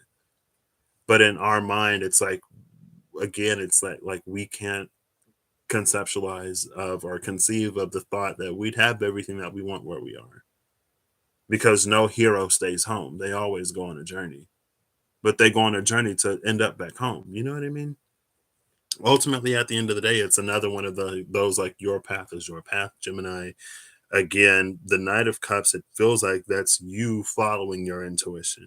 It's you with the fool taking those leaps, doing those things that you need to do. But interestingly enough, again, like the Eight of Cups is in reverse. So it's like you're not necessarily like going any, like it doesn't necessarily look like you're going anywhere, but you are. The Eight of Cups in reverse could also be like you learning to turn a lot of that focused attention and care inward. So maybe there was a time where you thought that your problems would be solved externally, and maybe you were waiting for a long time for something or someone to come and prince charming you to somewhere else. But in that time, it's like you've been directed. My mom is getting hers. I'm excited because she should have got it a long time ago. She could have been going with me. Anyway, I hope you get yours soon and it is less annoying and you get to go wherever you want to go. Um, but yeah, it's like while you were waiting, there were things within you that you were doing. You were going on a journey. It just wasn't in the way that you thought. And like now it's time for you to go home, but the home that you're going to is this new home. It's the Ace of Pentacles. You're not going to go, it's like you're not going to return to the spot where you left. It's almost like that giant thorny portal feeling where it's like you go through all of this ultimately to end up where you started at the end of the day. But it's like there's enough different within you that the outcome is going to be completely different.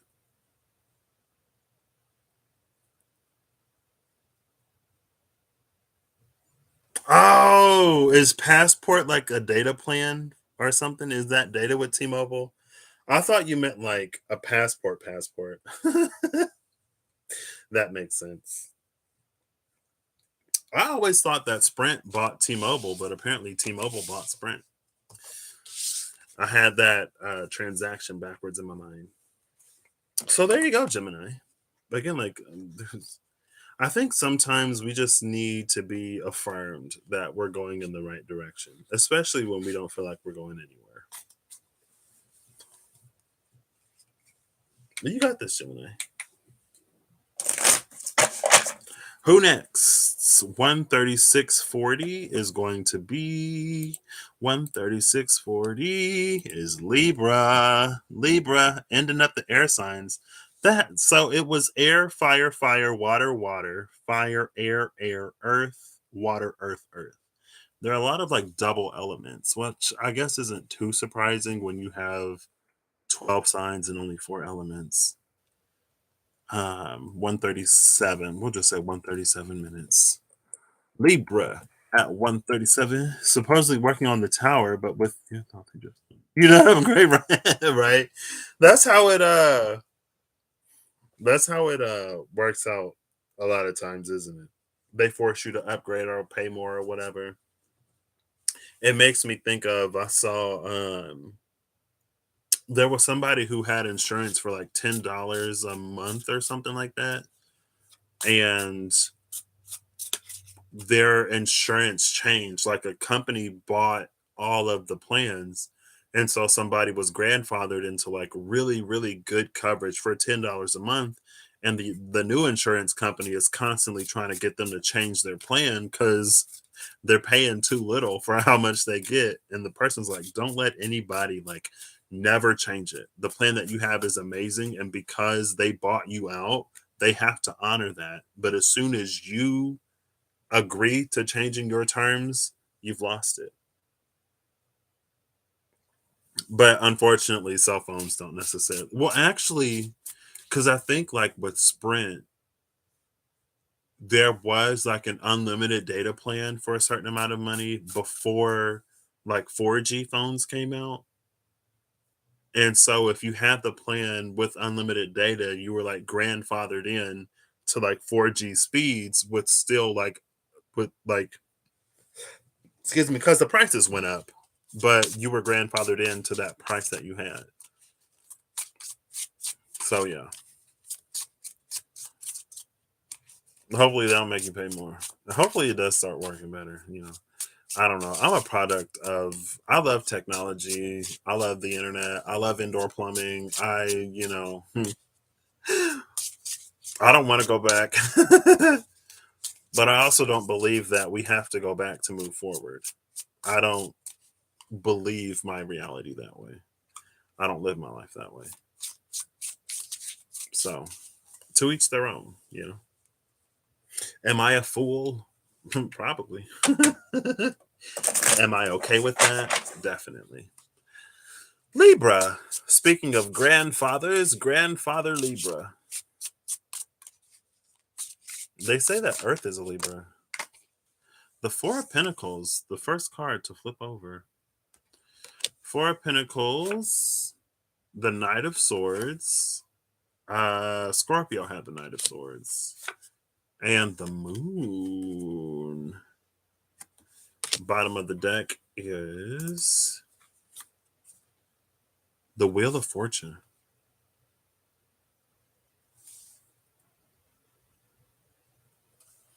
This is really interesting. This is really interesting. The Five of Swords is under that. I didn't look at the bottom of the bottom of the deck for anybody else, but it's the Five of Swords for you, Libra. What's interesting is like there's almost this immediate question of like, what aren't you telling me? Or why won't you tell me?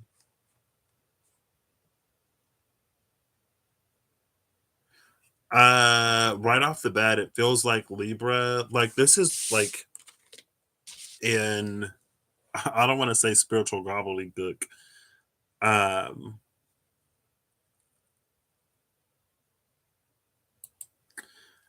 oops. This feels like a crown chakra awakening type of energy.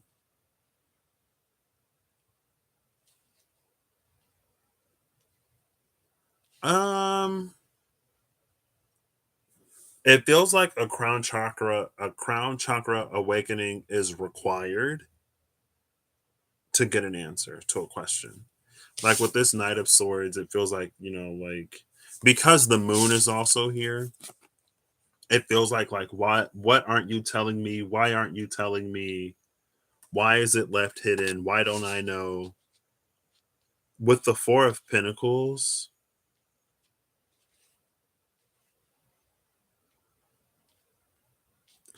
because it's pentacles, it's almost like there's something about it's like it's because you live life the way that you live life so rigidly that there are things that you don't know.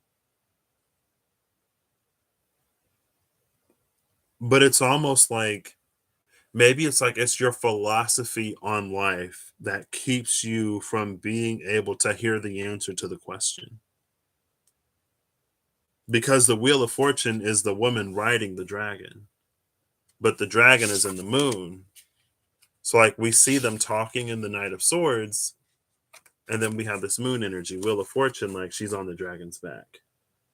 But the dragon is sitting on top of this purple rose, and because it's purple, that's what's giving me that crown chakra energy.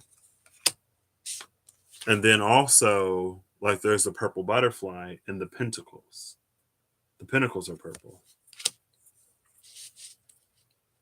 Since it's a pentacle and not a pentagram, it's like it's this the pentacle prioritizes spirit. The pentagram prioritizes the base elemental. Um, but it's like it's prioritizing spirit, but it's the Four of Pentacles. So it's like something about the way that the working knowledge is, it keeps Libra from being able to see the answer.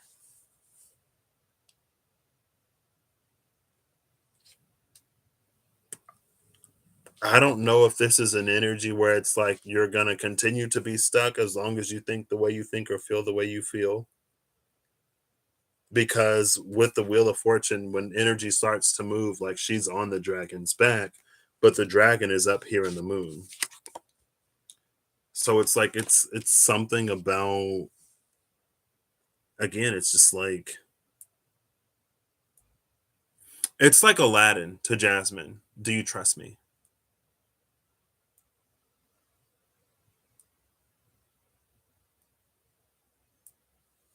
Canada, I'm not sure. Yeah, okay, that makes sense. Because when I was coming back home, I was talking to my friend and I was like, "Oh, I didn't have to do a COVID test to come home, but there was like some other stuff I had to do or whatever." And my friend was like, "That don't make sense." Da da da. I'm like, "It's the US. Like, I don't expect for the US to make sense." And that was kind of he's a Libra. That was kind of an argument that we got into.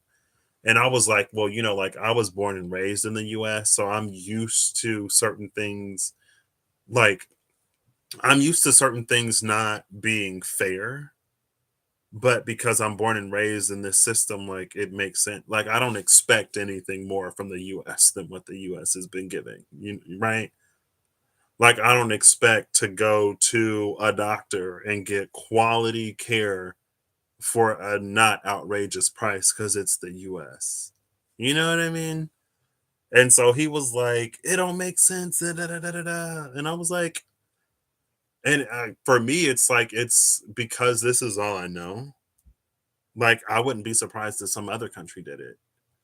And so like I wasn't upset by it, but he was. And I was like, well, if somebody else decided to do the same thing, like that would be their choice. And it took me a minute and I was like, oh, so like I don't expect fairness from the US because I don't. You know what I mean? Like regardless of race, when it comes to money, people with money can do and get away with a whole bunch of stuff that people without money can't get away with. And it's a whole bunch of legislation in a lot of ways that disproportionately affects the people that it applies to because the people with money can still go and do whatever they want wherever they want to. You know what I mean? Like we're not living the same life. We're not like we're under the same laws and rules, but they don't affect us all equally. Like if you know a guy that knows a guy and you can still do it and not have any concerns, but since I don't know nobody, I can't do it. Like in what world do we say that those laws apply like universally and equally? They don't. So anyway, but it was because of him that I was like, wow, because he was like, just because that's what you expect doesn't mean that it's fair. Like just because that's what you've grown accustomed to doesn't mean it's justice. And I was like, oh wow, I guess you're right. But again, like I've been here my whole life, so and we're talking about Libra. He's a Libra. We're talking about justice, you know? And maybe again, like that's the four of pentacles in this. Me and my grown and born and raised in the US thinking, like, oh yeah, that's fair. But in reality, it's almost like that spirit being like, well, in what world is that fair? In what world is that just? In what world does that make sense? And now I gotta work on being like, oh, like now that I can either take this at face value of like my experience is my experience, your experience is your experience. Let's agree to disagree. Or I can be like, you know what? Like, actually, you're right. And thank you for bringing this to my awareness because now, like, it expands my concept of like justice. And as I move forward in my own life and as I am looking for this opportunity versus that opportunity, let me like go for something that's like actually legitimately fair and not just, like, well, for where it is, that's a pretty good deal. You know what I mean? Like it only cost you an arm, not an arm and a leg. You're getting off easy. And other people are like, it shouldn't cost you anything. What do you mean? And if it costs you anything, like a nail, like a fingernail, things that grow back, like some hair, maybe. You know what I mean? Not something that's going to completely impact you for the rest of your life. Anyway, back to Libra. Still, like, again, like it's still part of that energy and it's still part of this energy, and it's like that's why, because the whole thing with the Knight of Swords is that like you just say, oh well, I'm glad they can pay for the trip.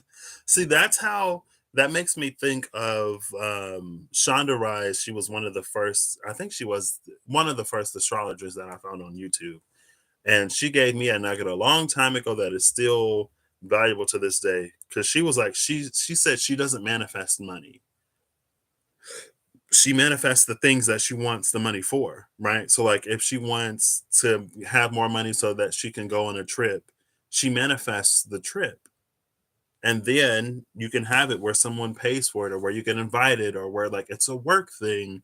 It's like you actually open up the doorways to more avenues of possibility rather than restricting it to money. Or like, if you need a new car, you can be given a car, you can win a car from a sweepstakes, whatever.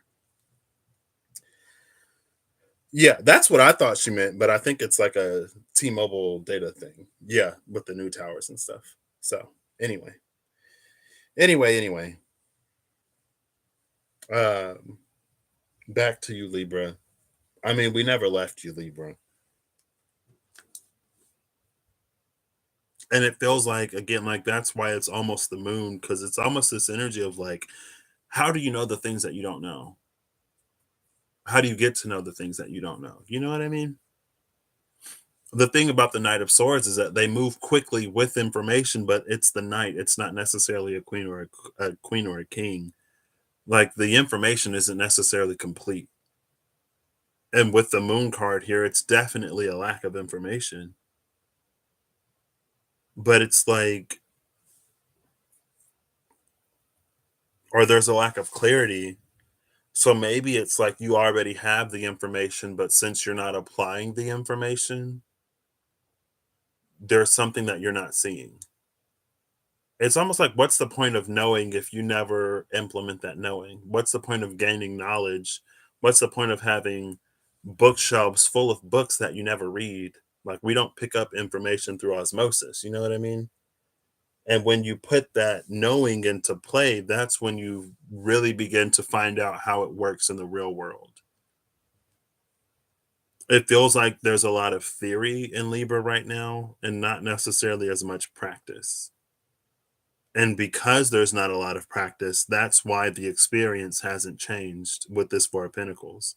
Once the information is put into practice, that's when the world starts to change. That's when you hop on the dragon's back and the wheel of fortune changes.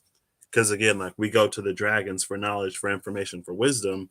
What point, like, what good is it of going to the dragon for a cure and getting the herbs if you never administer the medicine? Nothing's going to change. Nothing's going to happen. And again, it's like it feels like when you put, wait, you are talking about a real passport? Oh, well, so wait, what'd you say, T-Mobile? Now I'm confused. I was like, do you need T-Mobile to like, um, do you need T-Mobile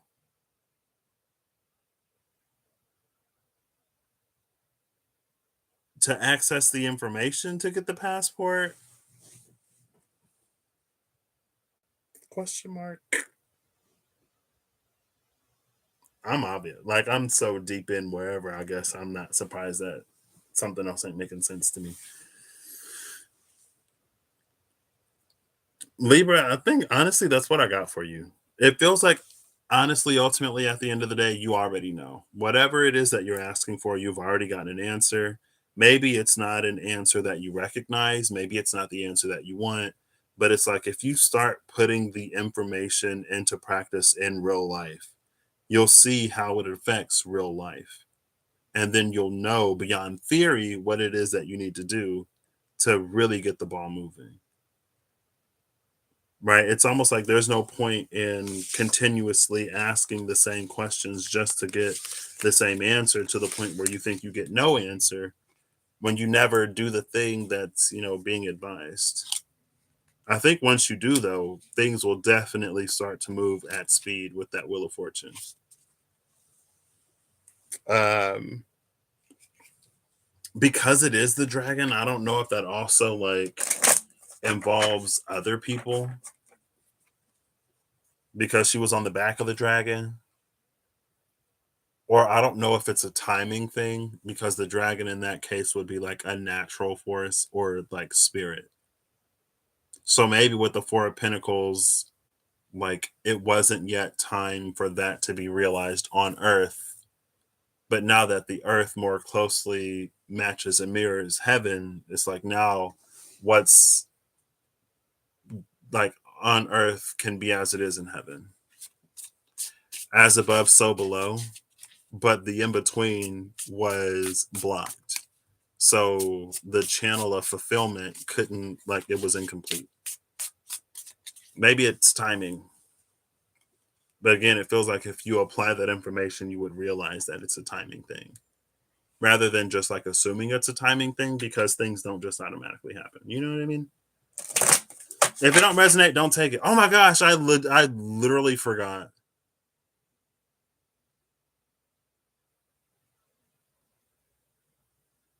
Okay. That makes sense. Those were two different, I mean, they were two completely different comments. So, and there's probably like a whole conversation happening that I'm not even like aware of because I'm not the best at keeping up with the chat. I literally just got a taste of like garlic breadsticks.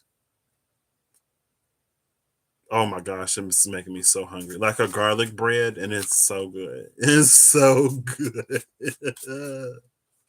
Is somebody eating garlic bread? Please don't eat and watch me. I'm kidding. It's like 2 hours. And we're already at 2 hours. Taurus. From one side of Venus to the other. Taurus. I'm gonna say you are 155.20. Taurus 155.25. And then we have Pisces, Capricorn, and Virgo. Only three more signs. Taurus, Taurus, Taurus, Taurus, Taurus, Taurus. I had a dream last night that I was eating like a chili or something. And I was like, oh, this chili is good, but maybe I just have food on the brain today. Maybe the moon is about to enter Taurus. I know it went into Aries because we just had that new moon in Pisces. Um, I wonder if I'll have like how far my lunar return and solar return are going to be. My solar return is in a few days. My lunar return, like my moon, is late Taurus. So it's almost like the sun and the moon are going to be returning to their exact positions when I was born. That's crazy. But I guess I am 30. So it takes the moon like 28 years. Well, it takes the moon like 28 days. It takes Saturn 28 years. I don't know. I don't know the machinations of the solar system. I'm not that deep into astrology. So, Taurus. Oh yeah, I had a dream about the chili and I put some cheese on it. And then I look in the fridge and I'm looking at like these, like there were different bags of cheese. I had already put cheese on it. But I was like, oh, this cheese is in here. And then they were like blue. They were like moldy. And I was like, oh, like one was blue, one was green. I know blue cheese is like whatever. And then I looked at the chili and some of the cheese on top of it was like bad. And I was just gonna like remove the cheese. And I was surprised. In the dream, I was surprised because I was like, usually I would throw the whole chili away. Like, even if it didn't touch everything, I'm like, it's been on top of it. I can't eat it. I don't trust it. And so maybe it's like one of those not throwing the baby out with the bathwater, like let's keep the baby and just throw out the bathwater. I was like, oh, I'll just take out the moldy cheese. It's fine. It'll be fine. That's growth for me. That is growth because if it don't look right, if it don't smell right, I'm not eating it. I can't risk it. I've been betrayed by bad milk once. I wasn't paying attention, poured up a bowl of cereal, like, and then I look at the date. I was like, oh my gosh. This happened with bread too. I took a bite of a sandwich, and then I look at the bread, and I'm like, well, first I look in the bag, and I'm like, oh, and then I look at my sandwich. I'm like, oh my gosh. And again, even if the bread I got is good, if the bread in the bag ain't, I can't trust it. The whole sandwich got to go get thrown away anyway. So that was my dream about food, Taurus. There you go. We have the Nine of Pentacles. Okay.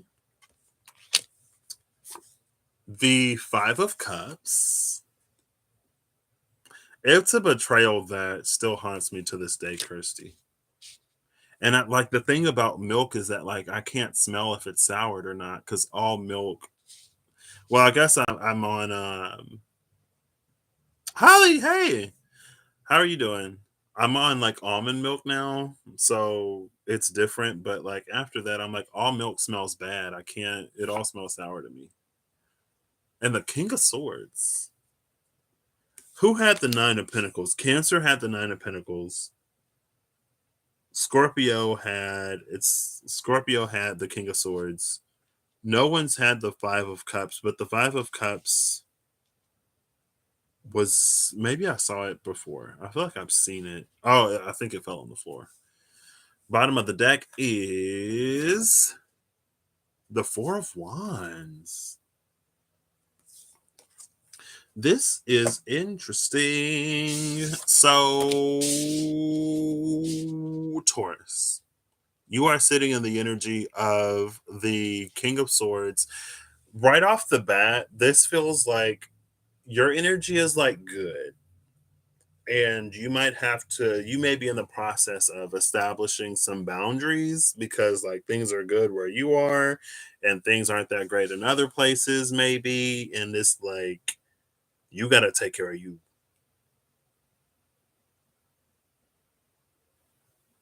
Or this could be you being like really good financially, but emotionally like lacking or wanting.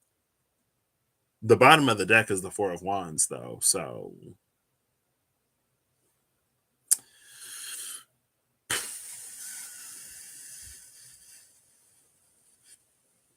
Taurus with the King of Swords, it feels like you're in this energy of it's like getting stuff done. Like you see the dragon here breathing fire. It's making me think of the nightingale and the wild unknown animal spirits. It's like you're speaking fire. So it's like there's this alignment that happens internally that's communicated through the throat that sparks a change externally. Like this King of Wands, or this King of Swords, it's like how the breath is spirit, how spirit lives on the breath.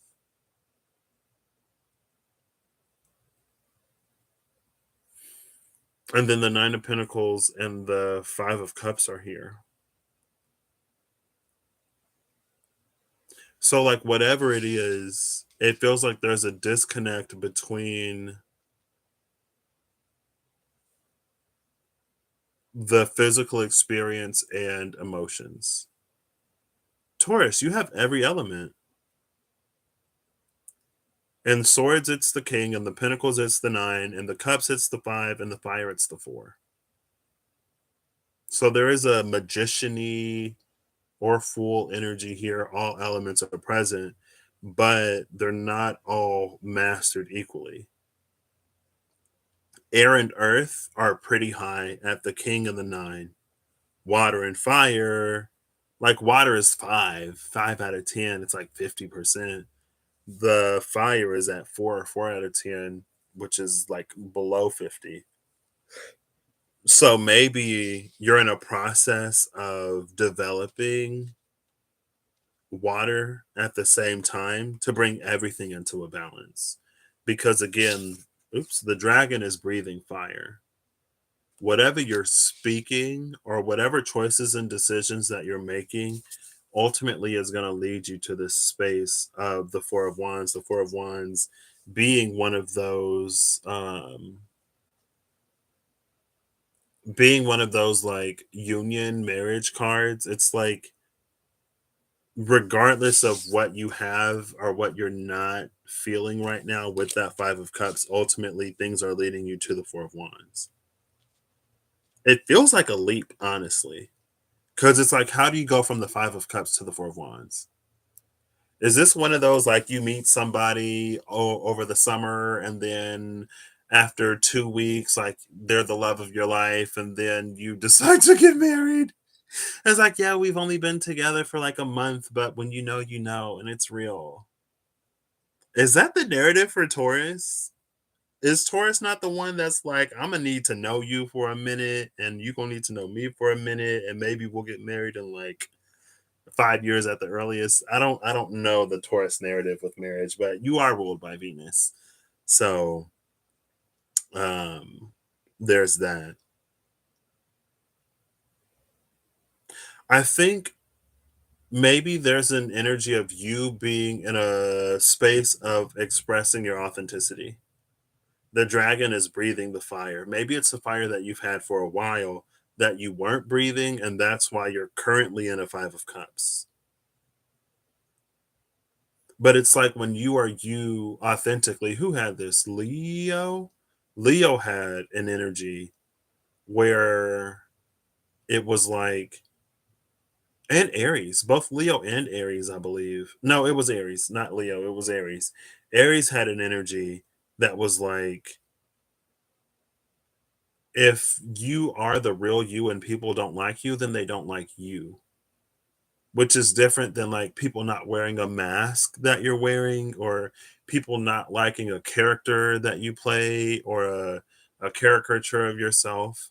Like if you are you authentically, genuinely, 100%, and someone's like, that's not for me, and like it's not necessarily to make you feel bad, it's not necessarily to make you feel unlovable, but it's just like it's different if it were something that you can change, right? Should, and how much should we want to change for other people? Those are a whole bunch of, and with Aries it came down to ultimately priorities and a bunch of you questions, or questions for Aries from Aries.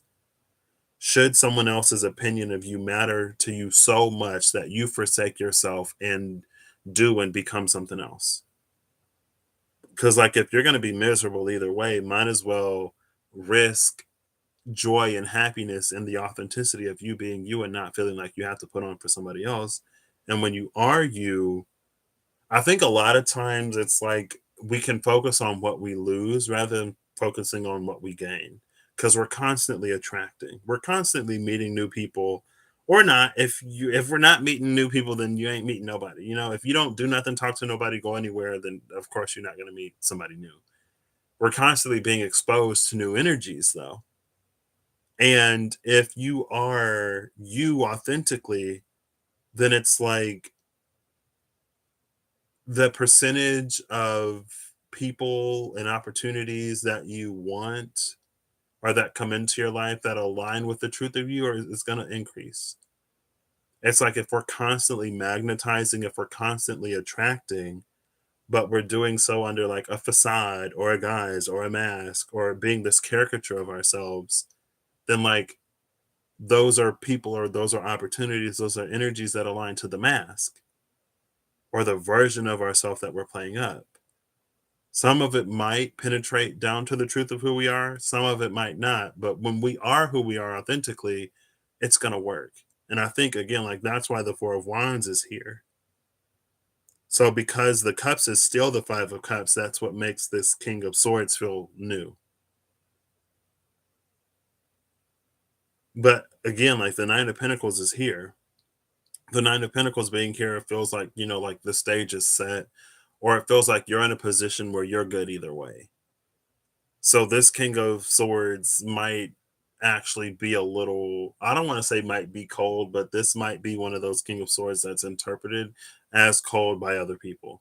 Because it's almost like Taurus is like, I said what I said. I'm good either way. You can stay or you can go. I'll be fine. And so maybe there was some stuff that went with the Five of Cups. Maybe it wasn't in alignment. But again, with the Four of Wands at the bottom of the deck, it's almost like it's resetting the board. So I don't know if it's like you're playing a different game or you're just not playing games anymore. Maybe that's what you view the whole like, I got to do this if I want that person to like me, and I got to be that, and I got to work here and have this title if I want respect societally. Like maybe that was the game and you just decided that you're not going to play anymore. And so it's like when the board is reset, I feel like a lot of times with the phrase like resetting the board, you arrange the pieces on the board as they are at the beginning of the game. But with the board being reset, it feels like you're actually like switching the board, like you're playing a different game. Unfortunately, it feels like it's an energy that you're gonna have to be in for a hot minute. Now, the length of time is indefinite, meaning it can be quick or it can be not quick. But again, just like for Aries, it comes down to priorities. What do you prioritize more? Calling things into your life or um like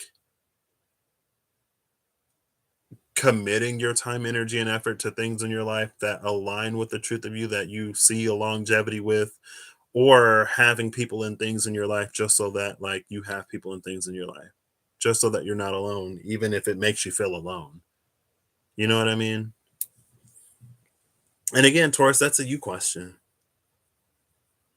I mean, the energy of the King of Swords and the Nine of Pentacles is it's saying that it's showing that you're perfectly fine. Maybe perfectly fine is an understatement. It's showing that you are willing to go without certain things until the point where something makes sense. Like you're preferring longevity over a good time that's not really that great now. So the advice for you, Taurus, is to keep doing what you're doing. And to maybe the advice to you is like if you ever feel that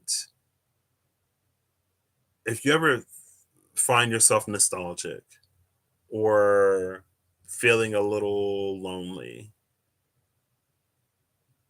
maybe it's to or it's like if you're on a journey and there's like a rough spot, a rough patch, maybe it's to remind yourself why you did it, to remind yourself why you continue to make those choices and decisions.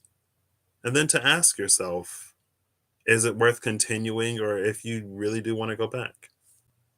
And there's no judgment either way. It's all questions. You're the King of Swords. You're the one with the thoughts and you're the one making the choices and decisions. But know that once you make that choice and once you make that decision and once you speak, that word can't come back. It's fire. It affects things. So,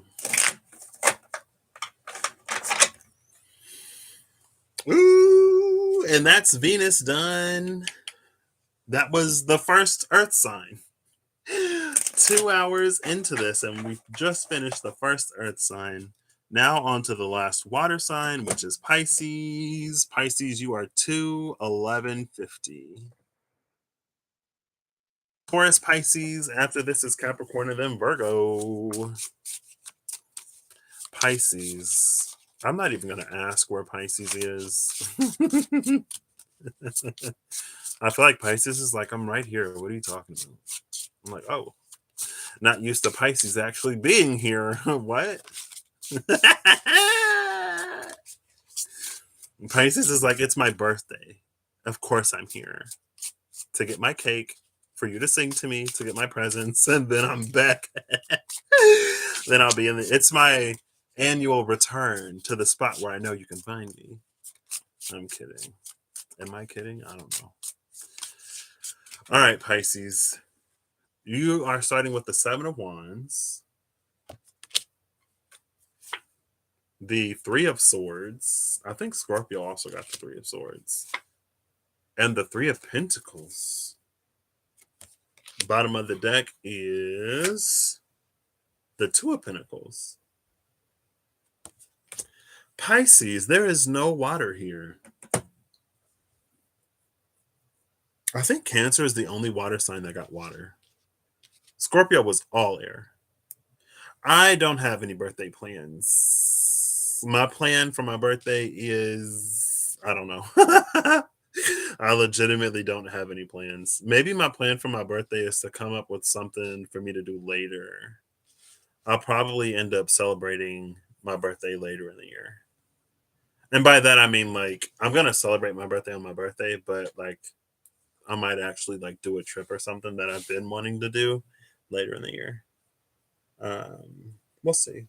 I'm open. I am open to the universe, and we'll see. My plan is to not have any plans. So, Pisces. I think yours is the first reading that's all pip cards. No majors, no court cards. So, interestingly enough, I want to say that the Two of Pentacles is you, which is funny because I said that you're here. I felt that you were right here, but the Two of Pentacles is at the bottom of the deck.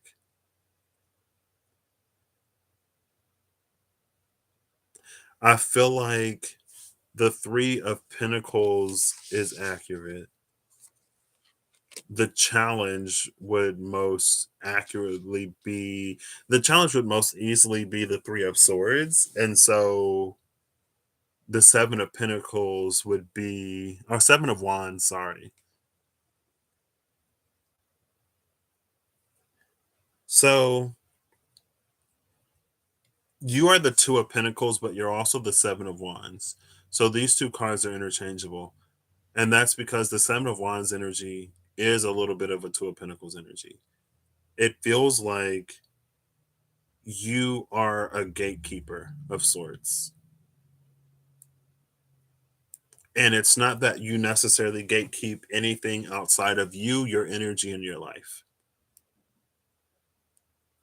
The thing to be mindful of, though, is the energy that you're in when you're gatekeeping, the energy that you're in when you decide that this person, this opportunity, this experience can come into my life, this one cannot, because you have the Three of Pentacles and the Three of Swords. Now, the Three of Pentacles and the Three of Swords don't always exist in opposition. Like, let's say for some reason that your wound is that you don't trust yourself, and so you constantly refer to other people, or you're constantly looking for validation from someone else. In that case, in that scenario, the Three of Swords would lead to the Three of Pentacles. So, not saying that, like, you have codependent, the Three of Swords leading to the Three of Pentacles could be codependency issues. It could be like the serial dater, the person who's never like wanting to be alone for whatever reason, the one who always needs someone there. That's a possibility if it resonates for you. If it resonates for you, it resonates for you. That's not the end of this. It feels like when they're in opposition, it's like when you're gatekeeping, it's like there are things that keep you where you are, and there are things that are going to get you where you want to go. The things that are going to get you where you want to go, that's Three of Pentacles energy, because it's like it's building up. And ultimately, it's a collaborative effort to make it happen. But it's a collaborative effort of like experiences. So it's like getting you out of your comfort zone. The Three of Swords is you staying in your comfort zone. With the Seven of Wands, like you're the one making those choices and decisions, and you're in a place of advantage either because it's your life, or it's like if you're a boss or if you're in charge of like hiring, then like either way, you're the person who's making the calls and decisions. And so some of the decisions are going to play on wounds for you, because it's almost like, let's say that you are a hiring manager or whatever, and there's a company who's looking to hire somebody, and there's this really good candidate, but they trigger you. Maybe they went to the school that you wanted to go to, or maybe it's like there's this ideal that you had for yourself and that you have for yourself, and in your mind that person checks it, and so it triggers like a jealousy in you and an envy in you, to the point where like even though they would be really good for the company and they are exactly what's needed, because they make you feel envious or inadequate in some way, as the person who's in charge of making the decision, you say no. And so, like, the metaphor can spin anyway, and it feels like the outcome isn't the focus right now. The focus is on the decision because the Two of Pentacles is here at the bottom of the deck.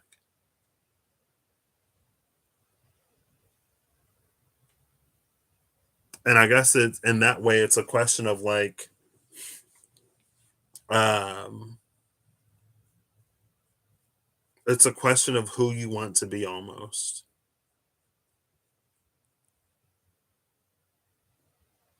But more than that, it feels like it's a question of like what you want out of life. So this is another one, Pisces. You're another one where the question is like priorities. Aries, Taurus, Pisces was priorities. That's the end of the zodiac and the first two in the beginning. There were some signs that was like Leo was like that. Maybe Libra. I can't remember. But there was one thing that was all about like authenticity and like you being you in truth. Well, that was also priorities. There are a few themes. But Pisces, you fall in the theme of priorities, and it's a you question. You have to ask yourself if the Three of Swords, if the pain, if the hurt, if the betrayal, if the trauma, if the disappointment of the past is worth a beautiful future. Are you going to continue to allow that to stop you from literally manifesting and living your dreams? Because with the Seven of Wands, ultimately at the end of the day, you're the one with the choice, you're the one with the decision. Folks, people are coming to you. Opportunities are coming to you. And even if they're not coming like to you, again, like you're ultimately the one that makes that choice and decision. If you go interview for somebody else and they're like, "Oh my gosh, Pisces, we love you. Like, will you take the job? Like, we would love to have you." But then you psych yourself out, you go into your own head, you overthink it, you reject it with the Three of Swords and you say no. Like even if the choice is someone else's to make, you still have to like show up, you still have to accept it. You're still the one who makes that decision. Even when you don't make the decision, Pisces, you still make the decision. And I think with the Three of Swords and the Three of Pentacles too, it's like, are you going to show up and participate or are you not?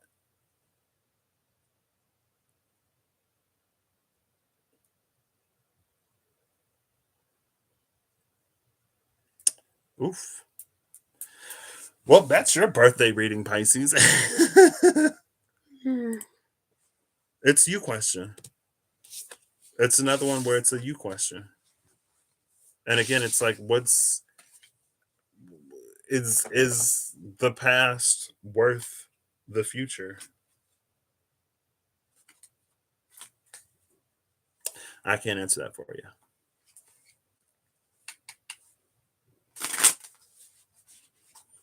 Capricorn 22220.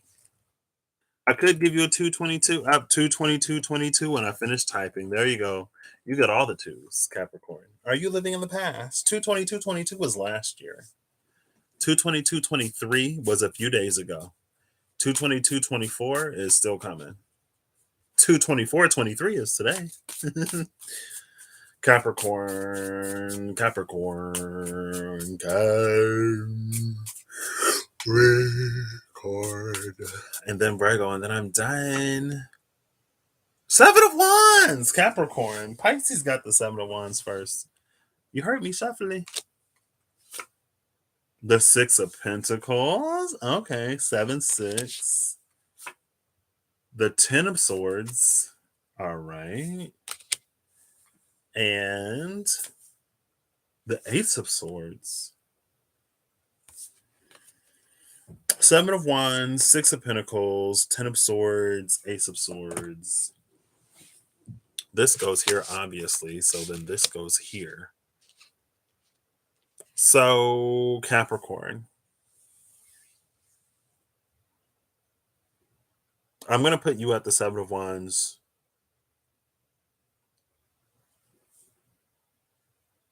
Actually, no. I'm going to put you at the Ten of Swords.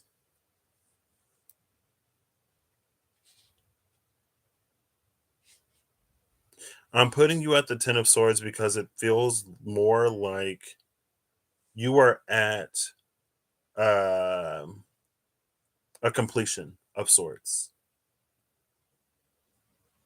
I don't know how long you were in this cycle.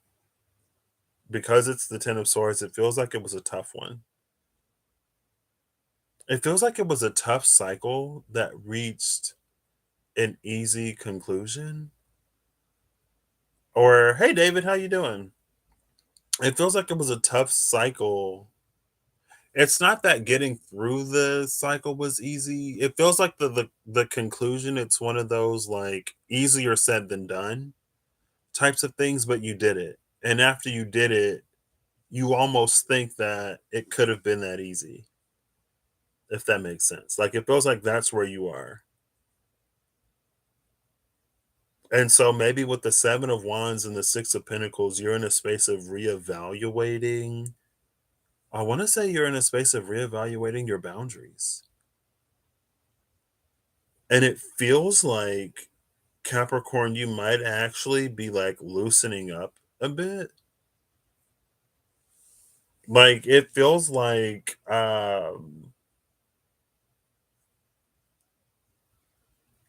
maybe people didn't think that Capricorn knew how to have fun, but now like Capricorn's gonna be getting wasted. People like Capricorn, oh my gosh. But it feels like whatever you needed to do, whatever you had to do, it's done. And now that it's done, you can actually like unwind and have fun. Like there was something that you were working on. I think though the wind down, it's almost like it almost feels like you worked for however long you were working and now you reach retirement. But then like you were so busy at work when you were working that you don't know what to do with the free time. It's like that kind of energy. Or it's like now that your life has shifted as drastically as it's shifting, it's almost like, well, that's over. What do I do now? It feels like you're probably fighting a tendency to like sink a whole bunch of time into something else or to find something else. It almost feels like you're trying to, it feels like your default response is to find one thing that fills all of that time. but it feels like you're trying to like find multiple things that fill that time. And so you actually, it feels like you're in the space of like taking your life back or something like that. Like Capricorn, you feel like you're trying to like you are in the process of taking your life back. And so there are going to be times where you go out and you have fun and enjoy, and I'm sure there are going to be like serious things that you do. But in my mind, it's like you're getting like a condo somewhere or a house or like I guess you're moving into a retirement place. Um,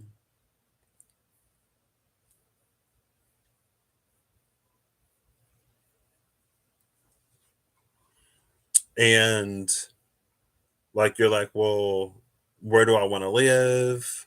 What's the community like? What are like some things to do nearby? What's the weather like? And then you move in and it's like, how do you furnish it? Right? Is it going to be sleek and modern? Are you going to bring a whole bunch of stuff from the place that you're at? Or are you going to buy new? And then it's like, since you're in this new place, it's like, well, now you like the community is amazing. Like you pick this place for its like for the greenery or for the nightlife or for like the attractions, but it's like since you don't know anybody, like now you have to like get out and make friends and like go. Or are you going to be like, well, I don't want to go by myself? But if you don't go, then you never meet anybody.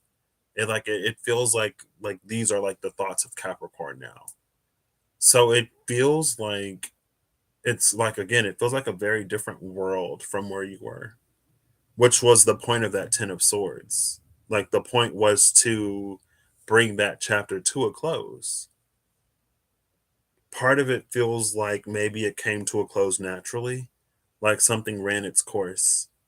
Maybe you had to close it. It feels like that's irrelevant. Either way, you are here in this new cycle. And again, since like it feels like a 7 of wands that's de-escalating from a 10 of wands.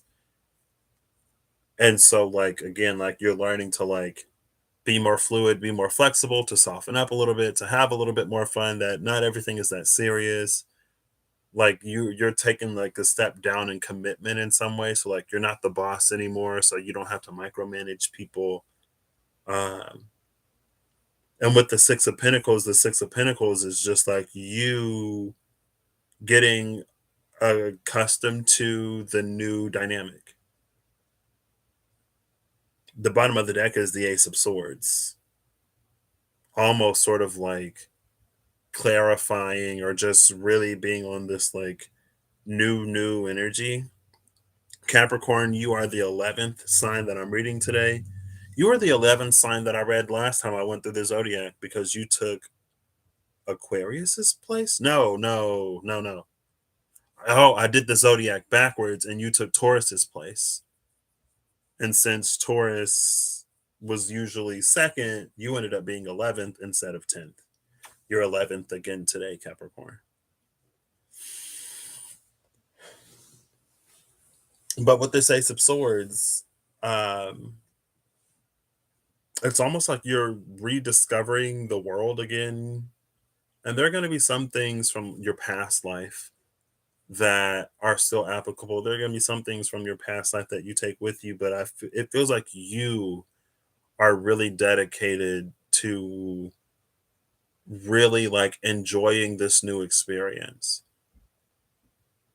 And so like maybe you do the frivolous thing, maybe you do the thing that you never do. Again, like you go out, you have fun, maybe you drink a little too many drinks, but you don't have to get up and go into work tomorrow, so it's fine, right? Or it's like you aren't beholden to whatever anymore, so you can afford to like let loose.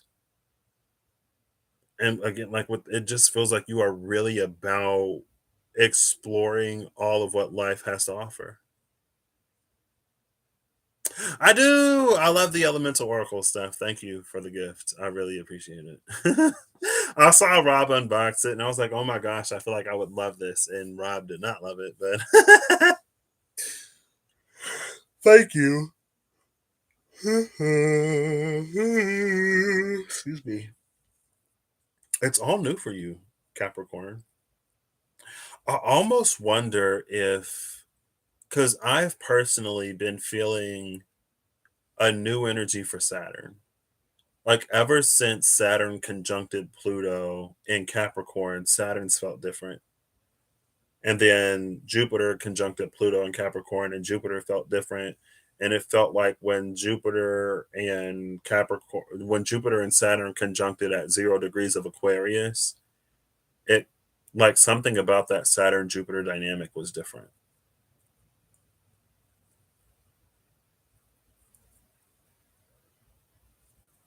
It's like, why is Saturn the strict teacher when Jupiter is supposed to be like the one that knows everything? Like Jupiter is the one that's all higher education, higher thinking, like the philosopher.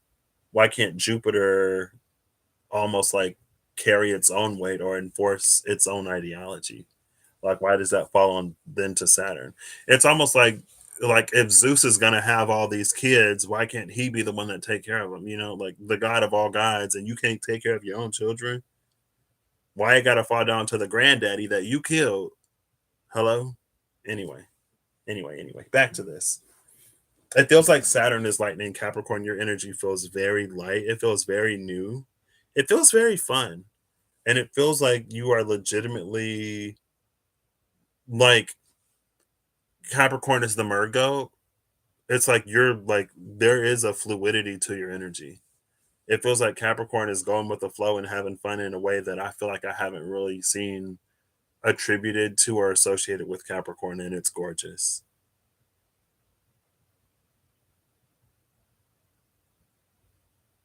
So yeah, that's what I got for you, Capricorn. Last but never least, my favorite sign, and maybe yours, Virgo. Virgo, it took me 2 hours, 33 minutes, and 33 seconds to be in your space. So it took me 11 minutes and 11 seconds to do Capricorn because they were 2:22:22. And if I say you had 2:33:33, it's been 11 minutes and 11 seconds. So I am going to give you that 2:33:33. There you go. All right, Virgo, I will let you know again. I've been doing this for 2 hours and 34 minutes now. So please don't blow my mind. Please don't be super. Because sometimes, like people say that Pisces is out there. Sometimes when I read for Virgo, I'm like, what is this? Like, I thought I was supposed to be out there. Like, Virgo is just as out there, but Virgo shows up in real life. So like even if Virgo is wherever Virgo is, like Virgo's still gonna show up. Pisces is gonna be the one that's like lost. You know, I'm telling y'all, if people think Virgo ain't deep, just because they're all in the nitty gritty of the details and because they know the minutia of what's happening, it's like if you are in that level of the minutia of the details, like you have to be in it that deep. You know what I mean? Like you don't care about all that stuff if you're not in it that deep. You know what I mean? Virgo will be the one that's like, "Oh, that tree has 57 leaves today. It had 60 leaves last week and 62 leaves the day before that day last week." Anyway. Oh, Virgo. Somebody flipped over. Who is it? Who is it? Who is it? Who is it? The Fool. Who else had the Fool? It was the 8 of Cups in reverse. The Fool came out first for them too. Who was it?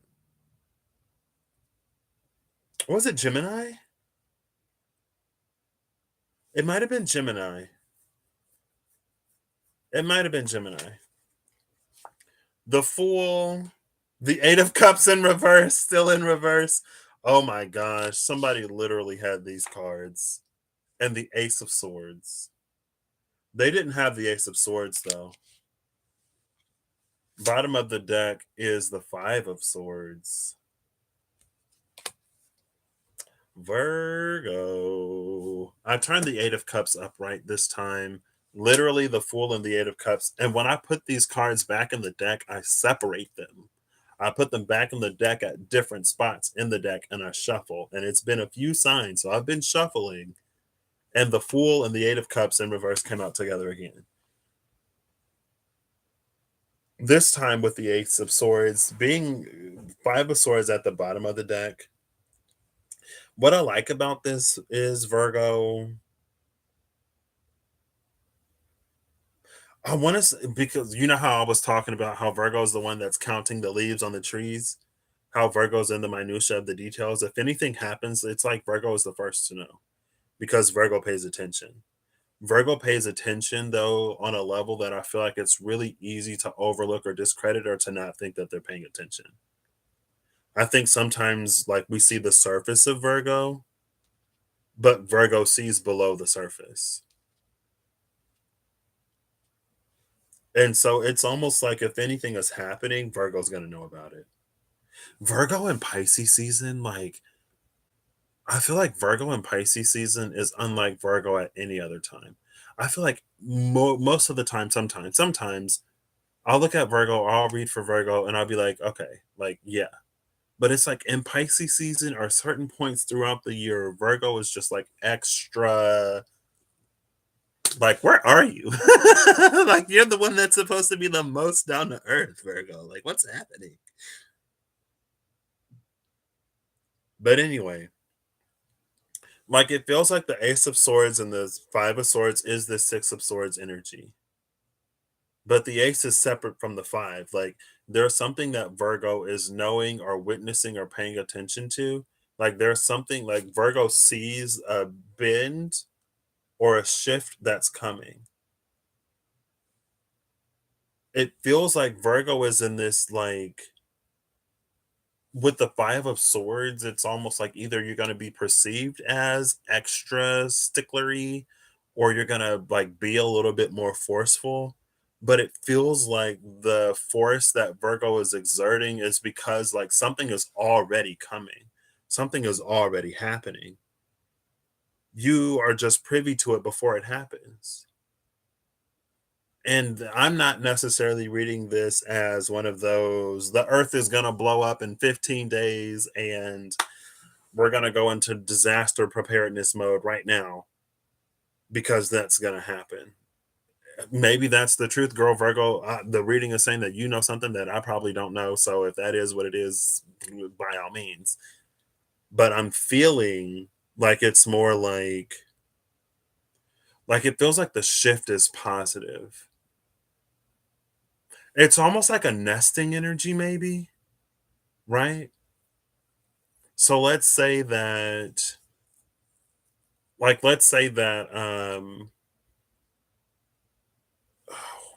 it feels like that's not a, like you're nesting for a baby that has an allergy and you know that the baby has an allergy or that the baby is intolerant to something. So it's like it feels like people might be like, "Oh, like we understand that you're nesting, like you're getting prepared for this baby, but like don't you think you're doing a little too much?" And you're like, no, like the baby's allergic to nuts, and the baby does not like the color green for whatever reason. When the baby is seeing green, it's like the Taurus seeing red. So we're getting rid of all the nuts and we're getting rid of everything green. It's fine. And people might be like you're doing a little much. Like we understand that like something is happening, but don't you think you're doing a little much? And then lo and behold, the baby is born with a nut allergy, and for some reason, the color green got them seeing red. Maybe they're colorblind. I don't know. And so it's like in time, we'll find out that Virgo was right on the money. It seemed a little excessive at the time, or it's like you might feel like you're being called to do a lot, or you might be doing a lot. But it feels like in time, you'll see that you were actually anticipating a very real shift or a very real change. I don't even necessarily know if Virgo would attribute that to their, like, I feel like you would have to call it your intuition. How could you not know it's intuition? Maybe intuition is an understatement. Maybe it's something that goes beyond intuition. It is like legitimately knowing. I don't know if that's like Virgo's faith in their intuition or the power of Virgo's intuition, but it feels like it's beyond merely intuition because it feels like the intuitive wouldn't pick it up. And it's just like further out. I feel like every now and then, it isn't too often. Every now and then I feel like I get on this wavelength that's like Santero. I feel like I'm on this sand tarot, like something is about to happen and nobody's gonna see it coming, but Virgo sees it. I mean, Sand does her videos, I think every now and then. I don't think it's too often. Sometimes there'll be like a pop-up video, but like I'm pretty sure she just did like Capricorn or something. So I don't know if it's like the last Sand Virgo video or if Sand is randomly going. Maybe she is on Virgo Girl. I don't know. I'm feeling like Sand just like somewhere, something. But with the Fool, the Eight of Cups, and the Ace of Swords, it's like you're doing the thing now in preparation for the thing then. And it's the Ace of Swords. Like it's a knowing. It's not like the Queen of Cups. Like again, like it feels like it goes beyond intuition. I don't like again, like that could be the power of your faith, or it can be the power of your discernment. It can be the power of your discernment that treats this as factual information, where it might be like just intuitive, like maybe it'll happen, maybe it won't. Like spirit is telling me that this is going to happen, but it's difficult for me to fully trust it. But my intuition is telling me, maybe Virgo, like you have a discernment that's as powerful as your intuition. And I mean, you're Virgo, so I wouldn't be surprised. You know what I mean? Like you're mother freaking Virgo, like you're gosh darn Virgo. Like, of course, your discernment would be as powerful as your intuition. How would you know that that tree had 60 leaves last week and 57 today if you didn't? I don't know. I don't know. We do got a Virgo full moon coming up. I forgot about that. I mentioned it when I was like, oh, Virgo is last, and we have a Virgo full moon coming up. But I don't, it's like Virgo is seeing beyond and preparing for it now. To other people, it might seem either foolish or excessive now, but when it happens, Virgo is going to be like, I'm prepared for it. Again, I'm not necessarily feeling like it's some impending disaster. It could be, girl. Like I said, I don't know. Ask a Virgo.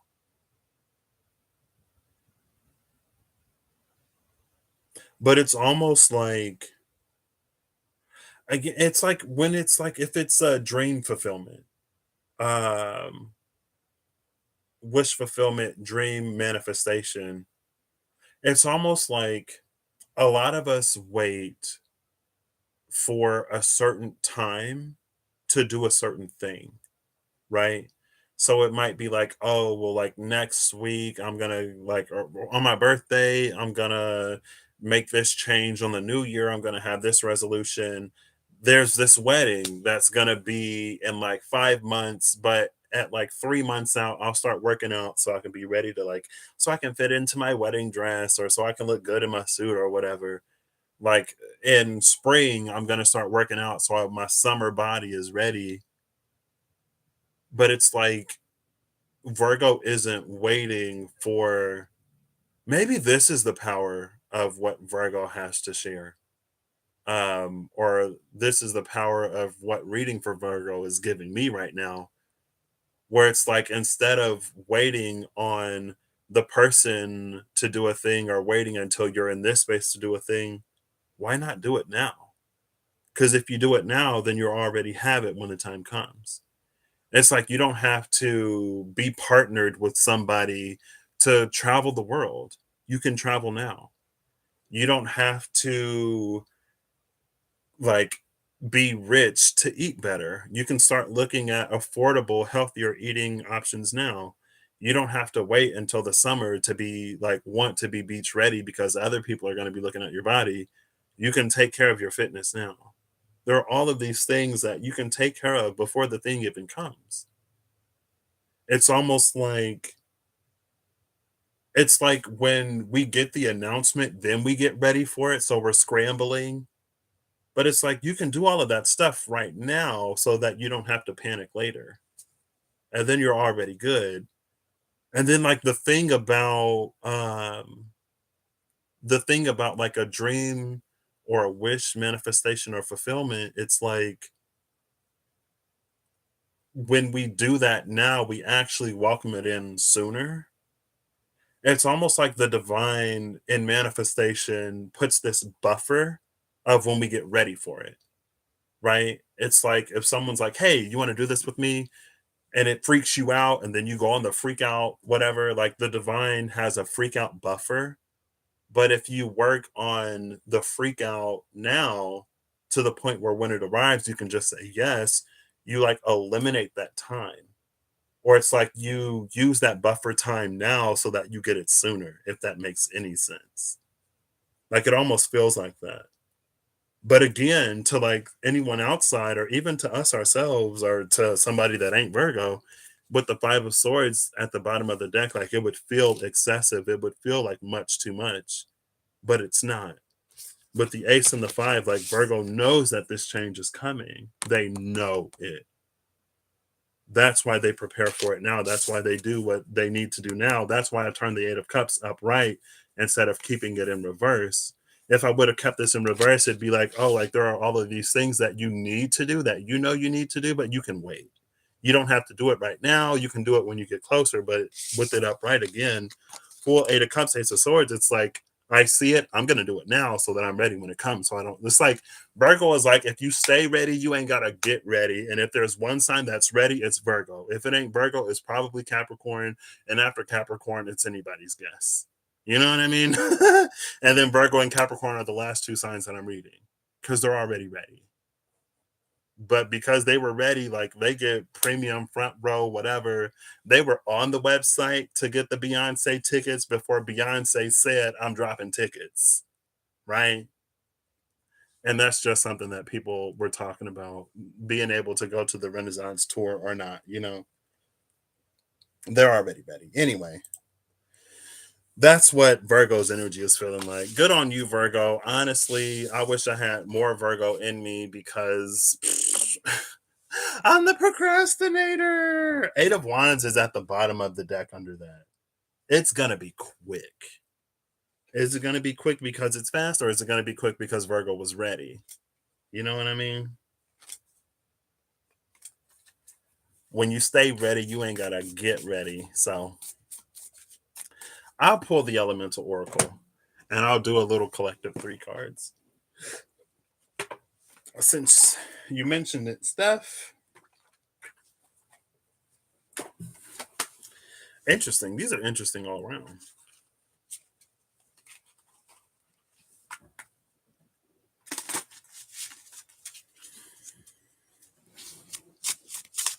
For the collective, in conclusion,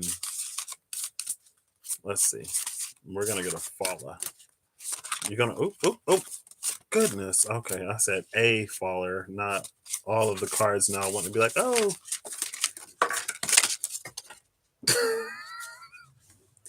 A card flipped over. I kept shuffling. It turned right back over. This one fell on the floor. Who is it? Oh, I'm hungry. Music, joy, number 28. Oh my gosh. I'm born on the 28th. Music and joy. I opened this up by telling y'all I was out there like singing and dancing, and I tried to do whatever, but then Chino attacked me because that's what he does whenever I'm happy. He's like, I want to join in. I want to be happy. And I'm like, yeah, but your happiness causes me pain. You're scratching me and punching me in the stomach every time you jump on me. Anyway, joy. Let's see. For this joy, for this music, there's this giant violin in the back, and I love it. When I use the Clarity Tarot, I can't remember if it was for Aquarius season, but I remember there was a song off of All of the Cups. It's like the universe is playing a new tune and it's already begun, but it's gonna like amplify. Virgo would be the one that can hear it right now. Virgo can hear it and they're already dancing, and people are like, Virgo, what are you doing? Are you crazy? Why are you dancing? Or people are like, oh, I'd love to be in Virgo's head dancing to whatever they're dancing to. And Virgo's like, if you had an ear to listen, you would hear. I just finished Ragnarok season 2, and Shiva dances to a song that nobody else hears. Welcomes in something new. We have the Knight of Wands the Six of Swords, and the Knave of Wands, the Page of Wands. Bottom of the deck is the Knight of Pentacles. I think that's the first court earth card we've seen. We've seen the Knight and the Queen of Cups, the Page, the Knight and the King of Swords, and the King. Yeah. What was it? Pentacles, Cups, Wands. We saw I don't think we saw any Wands cards before, actually. I don't think we saw any Wands court energies. So now we get the Court of Wands and Pentacles. The Knight of Wands, the Six of Swords, and the Knave of Wands. It's this energy. It's almost like, yes, things are shifting. Like, yes, there is an energy of joy that is here. But it feels like it's one that we align to, because, like, I'm going to read these as they came out. There's like no need to rearrange. It feels like the Knight of Pentacles, and this was the Six of Pentacles, wasn't it? When I did the 5, 6, 7 of Pentacles, or the Knight of Wands, it feels like the Knight of Wands is like us making a decision within ourselves to move to a certain rhythm, not aware of the fact, or maybe not fully conscious of the fact, that the new rhythm that we had started to move to because we made the choice and decision aligned or matched. It's like the dance that we were dancing was in tune or in tempo with the music that's playing. And it's one of those, like, if you've ever seen it on like TikTok or whatever, where it's like, put this dance to any song and it'll match. It's like we weren't necessarily dancing to the same song, but our movement was in rhythm with the music. And so that, it's like when we're in that frequency, it causes certain things to shake out, and it causes other things to like fall into place. Like that's what the Six of Swords feels like. Some things are being shaken out, some things are falling into place. I didn't timestamp the collective. I'll call it 253. It's fine. I forgot. We'll say 253. 253. Um, and then with the Page, or with the Knave of Wands, it feels like that's when things really like open up. It's almost like you're dancing on your own with the Knight of Wands, and you keep dancing. And then again, it's like you realize that, I don't even know if you realize it, but you are moving in tune with the universe. And then you notice other people dancing. And when everyone's dancing, like, you go back to the Page, because now instead of it being like this single sort of effort, you're dancing with other people, and it just feels more expansive. You didn't regress, the world just got bigger, if that makes sense. And then the bottom of the deck is the Knight of Pentacles. The Knight of Pentacles feels like there is a certain, it's like things don't go back from here. It makes me think of there's that one guy who goes and talks to like high schoolers or whatever, and there's a story about the deer that was like stuck in a hole or whatever, and it couldn't get out, and the people couldn't get the deer out, and so they were like shoveling dirt into the hole, and so the deer like shook it off and stomped it down, and shook it off and stumped it down, so all the dirt that was being shoveled onto the deer, as it was shaking it off and stomping it down, it was filling the hole.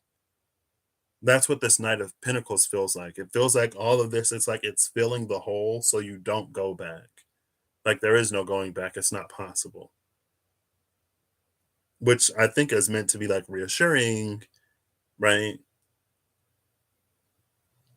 But it's also like it's because you kept dancing, like you kept shaking it off and stomping it down, and shaking it off and stomping it down, and shaking it off and stomping it down. that like you were rising.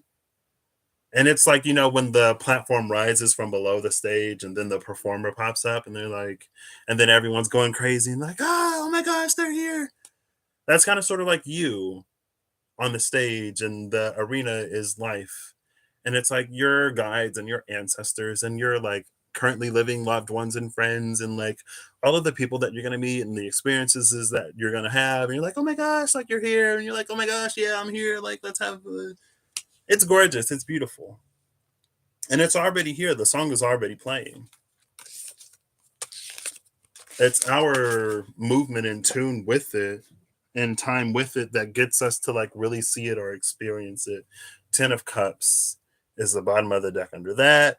Happily ever after. It's gorgeous. Thank you everyone for being here. I hope you have an amazing whenever you see this. I hope you're acting in alignment to make all that you wish to experience your reality. That 5-minute Aries, whatever, lulled me into a false sense that this wouldn't be 3 hours long, but it is what it is, and that's fine. And yeah, I'm gonna go eat. Bye.